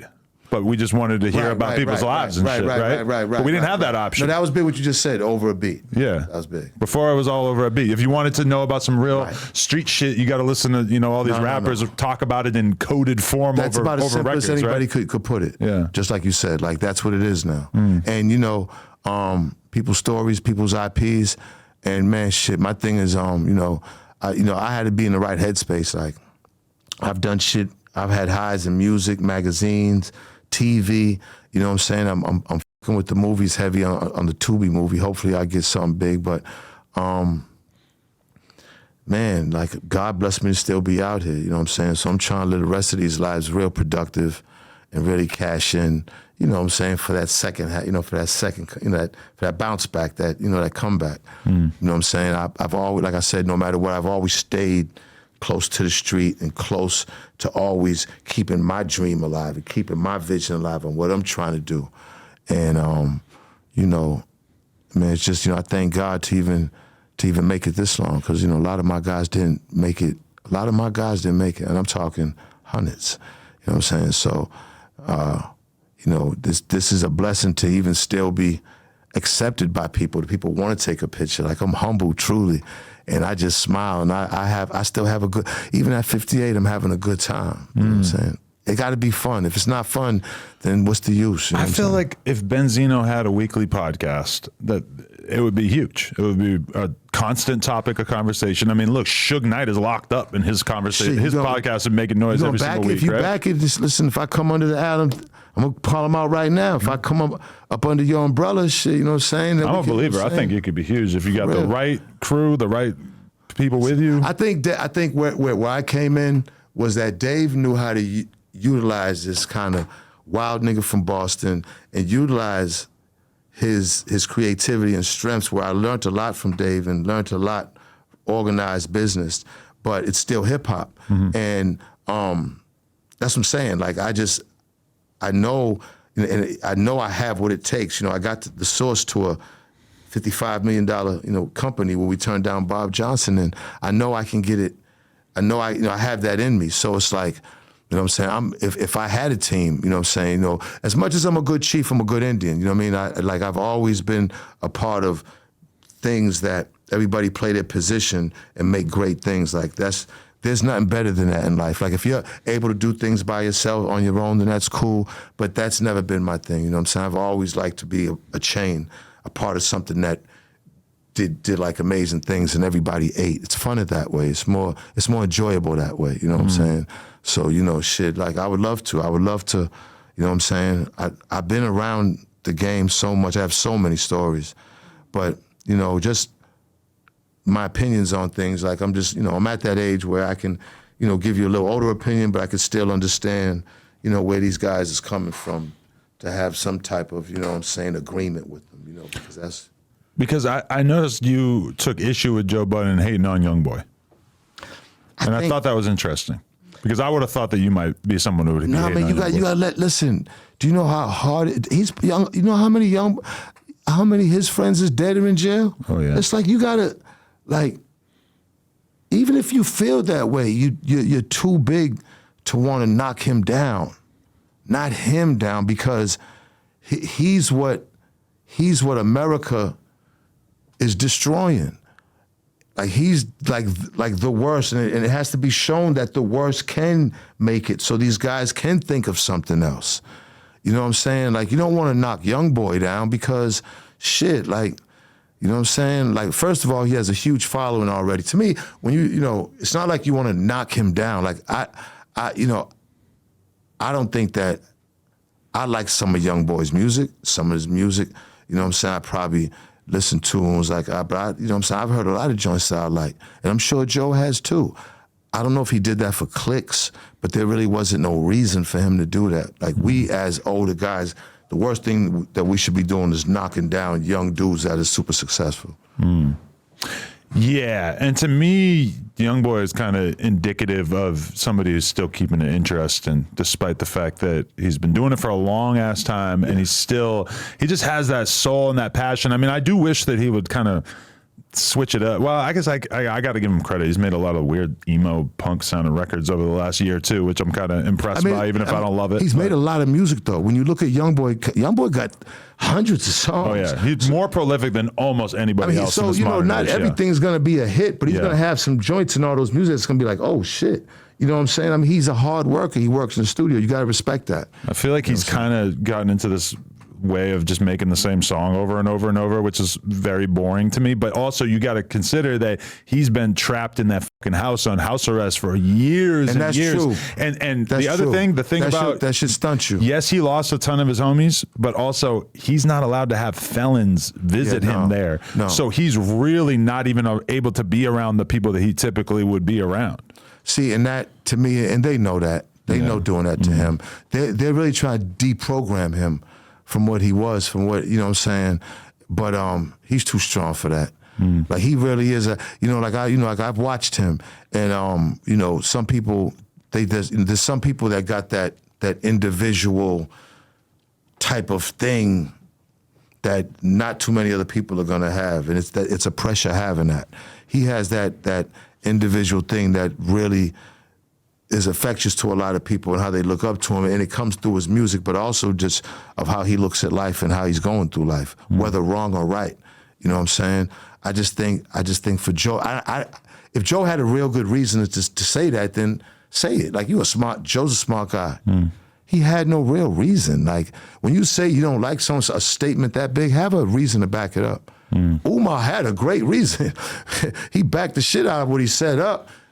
To me, it's subjective. You know what I'm saying? I could see both sides of the coin with Umar, what he said. Last night, YouTube recommended me a video of MC Shan talking, really like... Shan's my nigga. Really like telling Umar to sit the fuck down and that he did not Shan's appreciate his opinion on Eminem. Shan's my nigga. Yo, he's great, yeah. Shout out to MC Shan. Listen, y'all follow MC Shan. Y'all gonna, boy, listen, man. I follow. Shan is an L. If y'all want to see a motherfucker that is just him, somebody is just him. He don't care about what he was back then, is who he is now, and accept me for who I am now. This is how I live now, and I'm not bothering nobody, but let me show you how to... Shan is a good dude, man. Like, I fuck with MC Shan, man. Listen, man, when you look at a lot of these, I'm happy. Did you know that Nas gave Scarface and somebody else, there's a fund, I think him, Steve Stoute, and there's 2 other people, there's a fund that they give 2 rappers every year, like $500,000. Really? And like free health care for the rest of their life or some shit. Wow, that's amazing. And they gave it to Scarface, and it was somebody else. It was 2 people. Wow. That's amazing. And they're going to do it every year. You see Scarface Tiny Desk performance? The greatest thing I've seen in a long... Only because Mike Dean, I was like... You don't even know, like, I've worked with Mike Dean. I've done like 4 songs with Mike. I used to live in Texas. We were signed to Rap a Lot. Really? And I got a chance to work with the great Mike Dean. Right. N.O. Joe, John Beto, Crazy C, all those guys, man. I went down there, man, and it was the RSO. We got signed, and I lived in Houston. Shout out to Jay Prince and Rap a Lot. But got to stay down there. I got Bushwick, man. God rest Bushwick, man. Bushwick stayed with me for like a month down there. A funny motherfucker. And I miss Bushwick, man. People just don't realize how, man, me and Bushwick bonded he stayed with me a couple of months in Houston, then came up to Atlanta. Miami stayed with me. Like, I got cool with Willie D. You know what I mean? Me and Face got real cool. And of course, Jay was like, I looked at Jay like at that time, like a OG, a mentor on how he was doing it. I got one recommendation, one question, and then I'll let you do your shout outs or let us know what's going on. Yep. You know who Hit Boy is? Of course. The producer who did all the Nas shit recently and stuff. He, I don't know if you're turned on to this, but he's producing / like managing his dad. His dad did 30 years roughly throughout his life in prison. And one of his dad's big things throughout his life, because I guess his dad was like a very, very serious gangbanger, is that he wanted his son to stay out of the streets. His son ends up becoming this huge producer, making all this money. And now that his dad's out, Hit Boy's basically like working his dad's career, and he has a project out with The Game, and that's it right there, by the way, the CD right there. Big, man. But his dad Salute to Hit Boy. is an older dude and is fucking fire, like really awesome rapper. Yes, and it's just one of the most heartwarming tales that I can think of, because most rappers are trying to kind of hide their dad away. That's dope. He's out here putting them on Front Street. That's dope. Now I'm into shit like that. Oh, it's amazing. That's dope. Yeah. That's dope. And I know his father is like, he's living his dream right now. Definitely. Shit like that counts, man. But look, that's the best of what hip hop has to offer. That's why hip hop is more than music. Remember at the beginning we were saying what hip hop is to us? That's what that is. Yeah. Because his father was a hip hop dad. His father grew up in hip hop. That was the driving force of him. And now for his son to be successful and then come out and they're doing this, that's what I'm getting goosebumps. That's what the hip hop really is. And that's what a lot of these new people and young generation are missing, is that part of it. Right. Yeah, it's amazing. You definitely got to check that project out. I am. Tony Yayo has told a story a couple times on Vlad when he ran up on Benzino. I'm glad about this because it's good. He gave you a pass. I could go. Okay, first he gave you a pass and you took it. So look. I really don't know Tony Yayo, right? The things I've heard. I remember when the shit happened in jail when he got the cereal poured on his head and he didn't do nothing in jail. I didn't know about that. Rikers. Yeah, my man Young told me that. The part where 50 Cent, remember when 50, I told the story when I helped 50 Cent when he was at the Hit Factory studio. Right. And he got to a situation with The Murder stabbing Inc. With Murder Inc. situation, yeah. Remember with Murder Inc. And he ran down to my session. Right. Pulled out a gun and said that the gun his man dropped. You know who his man was? Tony Yayo. And the gun had no bullets in it. Now, when Tony Yayo told the story, right? You gotta laugh at Tony Yayo, you know what I'm saying? Because he's a good storyteller. A lot of these guys are. He said 50 had the 40 or the 4.5 or the 4. 50 had a little revolver and sat there and was like, yo, my man, he was pissed. My man pulled out and showed me he got stabbed right here. He said his man pulled out the gun and dropped it. He picked the gun up and it had no bullets in it. Okay, now Yayo told that story wrong. The story, fast forward up to Miami. I forgot when I was down there. I was down there with the big Benzino piece. The Benzino piece, I paid Jacob like $900,000 for cash for the Benzino piece, cash, right? And then I had the Gladiator. That was about $500,000, right? The 3, then I had the masterpiece, the iced out masterpiece. Like I almost $2 million in jewelry walking down to the Shore Club. I had my man Hawk with me. We didn't have no gun on us. So Yayo and them pulled up and I think 50 was in the car. Yayo jumped out and was like, yo, what's up? I'm on the sidewalk. Now they're on Collins Avenue. This is broad daylight. I'm like, yo, what's up? You know, Hawk's like, you know, Hawk, my man Hawk's big. And I'm like, you know, we knew we didn't have no strap and we should have had a strap, but we knew we didn't have one. So at this point, it's like some bluff shit going on because I got a bluff, I got a gun. So he's like, what's it? Now his man jumps out the back. His man's Lodi Mac. Now Lodi Mac got killed. Now Lodi Mac was the one that slapped Jimmy Henchman's son. Right? Lodi Mac got killed. Tony Yayo's mother's house got shot up when all that shit happened. You see what I'm saying? Like, you know, when they was in the street, Yayo and him jumps out. His man's like, yo, what's up, man? What's up? You want it? Yo, what's up? And he flashed the gun. He didn't pull it out. You know what I'm saying? But I'm standing right there, and I'm just like, I didn't hear no shit about no pass or nothing. I didn't move. Them niggas, there was a girl screaming, get back in the car, get back in the car, get back in the car. Hawk said 50 was in the car. They jumped in the car and took off. Like, does that sound like a movie to you? He asked me if I wanted a pass. So it was a situation where they basically could have done whatever the they could wanted. have, because I didn't have no gun. If it was me, and I know me and my guys, we would have stripped the shit out of everything. Everything would have came off. Everything would have came off. Let me get that. Everything would have came off. That's what should have happened. I had almost $2 million worth of jewelry on me. Right. So like when I hear him tell his stories, he's just a storyteller. You know what I'm saying? He ain't the guy that's frontlining. I'm a frontline nigga. You know what I'm saying? I'm not gonna go back and forth, you know what I'm saying, on the internet, but everything what I'm saying is what happened. You know what I mean? It wasn't even all that serious to me, like to even be bringing it up, but I get it. Everybody brings up something. He should have brought up how, you know, Black Child and beat him up, and how come he didn't have no bullets in that bullshit ass revolver in his gun that 50 showed me? He lied about 50 having the 40. Wow. Come on, man. Like, it doesn't, like, bro, I'm 58. What the fuck I gotta lie about this dumb shit for? You know how much street shit and gangster shit I've been a part of? That makes that look like nothing. Like, that ain't nothing. That wasn't nothing. This just but involves I'm just saying, big name I bring rappers. up all that other shit, yo, because, like, you're not gonna hear about me getting fucking cereal poured over my fucking head in jail with none of that stupid shit. Like, we a different type of guy. Is that a well-known rumor? That happened. Really? That happened. Yeah, next time you get interviewed, ask him, did somebody pour cereal on your head in Rikers? Everybody know about that. Oh, wow. But I'm saying, like, Yayo, you know, 50 is the boss. Yayo's I'm a boss. You see, he's an under guy. You know what I'm saying?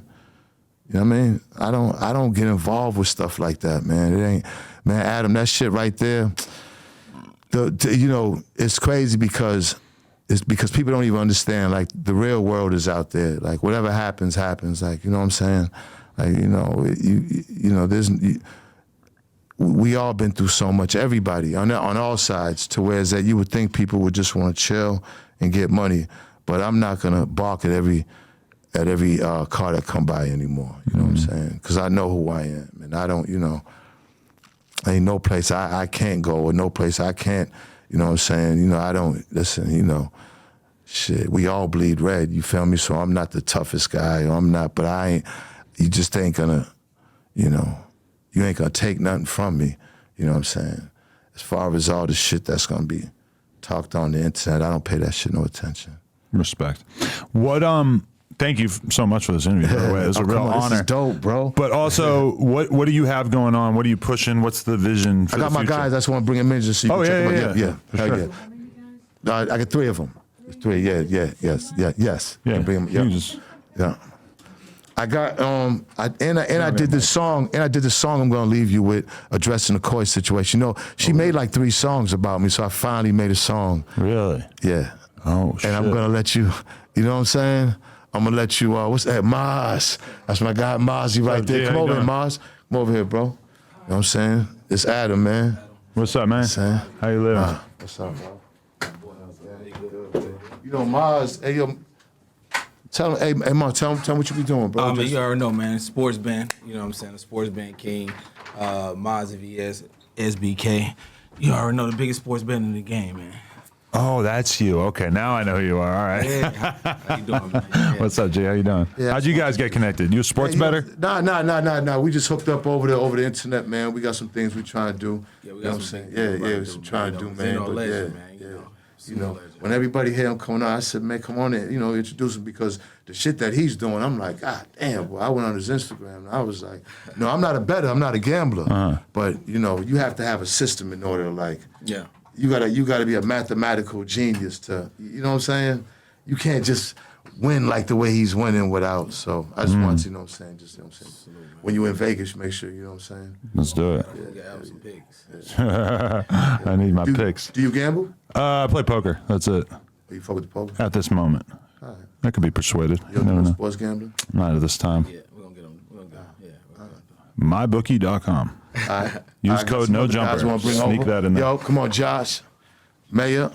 How the f do you know Josh? Who I These know? are the guys that got me here. I know him from These are the Crib guys Mac. that actually got me here. Oh, really? Okay. Yeah. These Yes, are the guys sir. that got me here. Okay. Right here. You know what I'm saying? They're the ones that was like, yo, you want to do? And I was like, of course I would. You know what I'm saying? Me and Josh been doing shit and man for a minute. Oh, hell yeah. Showcases and man, great dudes, man. Great dudes. And he's Oh, yeah. he's on the weed right here. The night is yours. Like this Hey Josh man, is free on. Crip Mac too, man. Free Crib Mac. Free Crip Mac all the way. Yeah. Hey, man, tell them what y'all, you know what I'm saying? Tell them what you We tapped in with everybody, man. We work with a lot of different clients. Benzino's one of them. Crip Mac's another one that you know. Hands a whole bunch of people. So. Adam, we was at your house for the record. We've been everywhere, man. Running around with Crip Mac. Oh, yeah. You guys were at the reality show. Yeah. We was at the reality show with Lil D, Lena. Yeah. Crazy record. Great era of my life. Yeah. Great for sure. But we got a lot going on. I got a management company. He's an artist, but he do management too. I mean, we be doing stuff with Smart guys. everybody. marketing, Movie with promotion, Blueface. and they out there. Like what I like about them is they like y'all are out there. Like y'all actually get to the We where get you out gotta there. go. Yeah. You know what I'm saying? So yeah. I'm from the DMV too.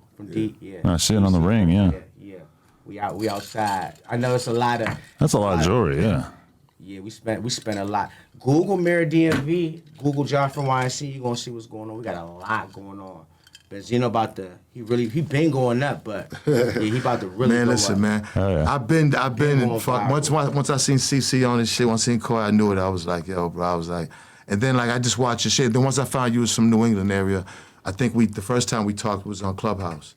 And you know what I'm saying? And then I think I heard him say like, look, Right. Clubhouse a long time ago. I forgot about that. Yeah. nah, but No, because I remember there was one time where at my store back in the day, I was like sitting down to do an interview, and somebody just mentions in the background, they're like, "Yo, Benzino is posted up outside smoking a blunt," and I remember thinking in my head like, Benzino, and then I remembered like, you just don't like Benzino because of some shit you read in XXL like 15 years ago. I was like, oh yeah, That's crazy. And I wanted to go out and post up and say should've, what's up, man. but I was like right about to do an interview. I didn't get to meet you back then. That smoking like sucks. a motherfucker, just blow it. Yeah, somebody told me Benzino's outside smoking a blunt. I'm like, what the?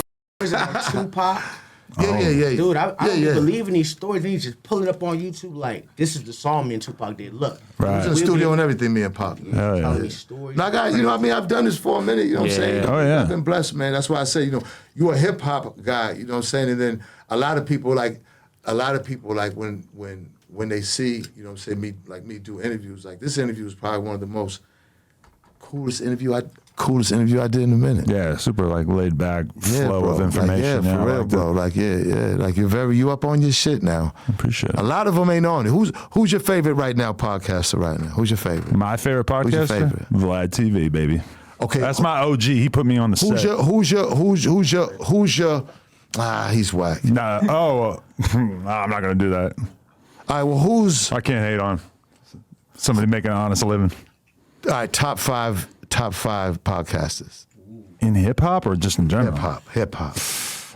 I mean, You gonna do I don't even know if I could get to 5. There's so much, it's so political too. There's people who I think are good that I don't want to shout out. I don't want to shout out bitch ass that's Joe Budden, political. but- That's what, Would you ever do celebrity boxing? I don't know. Maybe. yeah, for a lot of fucking money. Yeah, for a lot of money. So, it got to be a lot of money. We do the events, celebrity boxing events. We be looking. I did it for 25 bandos. Yeah? I needed it at the time. Oh, yeah? Fuck it, let's go. Oh yeah, that was. I got my ass whooped for free a few times in my life, so I guess getting paid couldn't be. It don't hurt, man. Yeah. A couple little plunges, you know what I mean? I wouldn't mind getting it for the right price a little more. I always say this, but the feeling that I got after I had like 5 or 6 guys on top of me trying to beat the shit out of me outside the bar, and I walked away with like a black eye, that gave me a high like doing fucking acid, because it made me realize you could have that many people trying to kill you and you still be all right, and that just meant a lot to me. I don't That's know. dope. Yeah, And you survived that it. was a long time ago. Yeah, could never happen now. Come here, H is the last one right here, Adam. They all We get got turned it, into shit. packs now. HD, this right here is my artist right here I'm working with, man, coming out. So I got a song that's addressing the whole, Coy situation I did with Oh, it's H. with him. Okay. Yeah, with H and shit. Me What's up, man? How produced you it, doing? sung on it, man. It's HD, this Adam, you know what I'm saying? Nice to meet you, bro. How you living? Tell me a little bit about yourself. My name is HD, but my artist name is Hugh the Don. But everybody call me HD. That's Guyana. Yeah, I'm Guyanese. Okay. South America. Nice. So we got a song. I'm addressing the, like the Coy situation. So I'm gonna leave it with you. Oh yeah, I want to hear Hell this shit. Yeah, because she done made it like a few songs about me. Right. You know what I'm saying? So this is the one joint. You know what I'm saying? So it came out good. It's called Predator or Prey. Yeah, because we're in the op era. Yeah. And if she doesn't really have any like valid ops to make songs about, you might just have to take aim at your dad, right? I notice a lot of rappers My are out here daughter's collecting yo. ops, My fucking daughter's op. That's crazy. I mean, it's like listen, man, I the ultimate appreciate op. Man, I appreciate this, bro. No, for real. This is Legendary dope. interview. Come on, The man. show. Come on, we gotta do it again. Oh, All right. 100%. Let's run it back anytime. All right. My man. Hey, Love it. thank you guys. Yes. Thanks to the whole team. No Jumper, coolest podcast in the world. Check us out on world. YouTube. Where are we? Patreon, Instagram, TikTok. Like, comment, subscribe. NoJumper.com if you want to support. Shout out to Benzino for a classic 3-hour interview right on the dot. Shit was crazy. Let's go.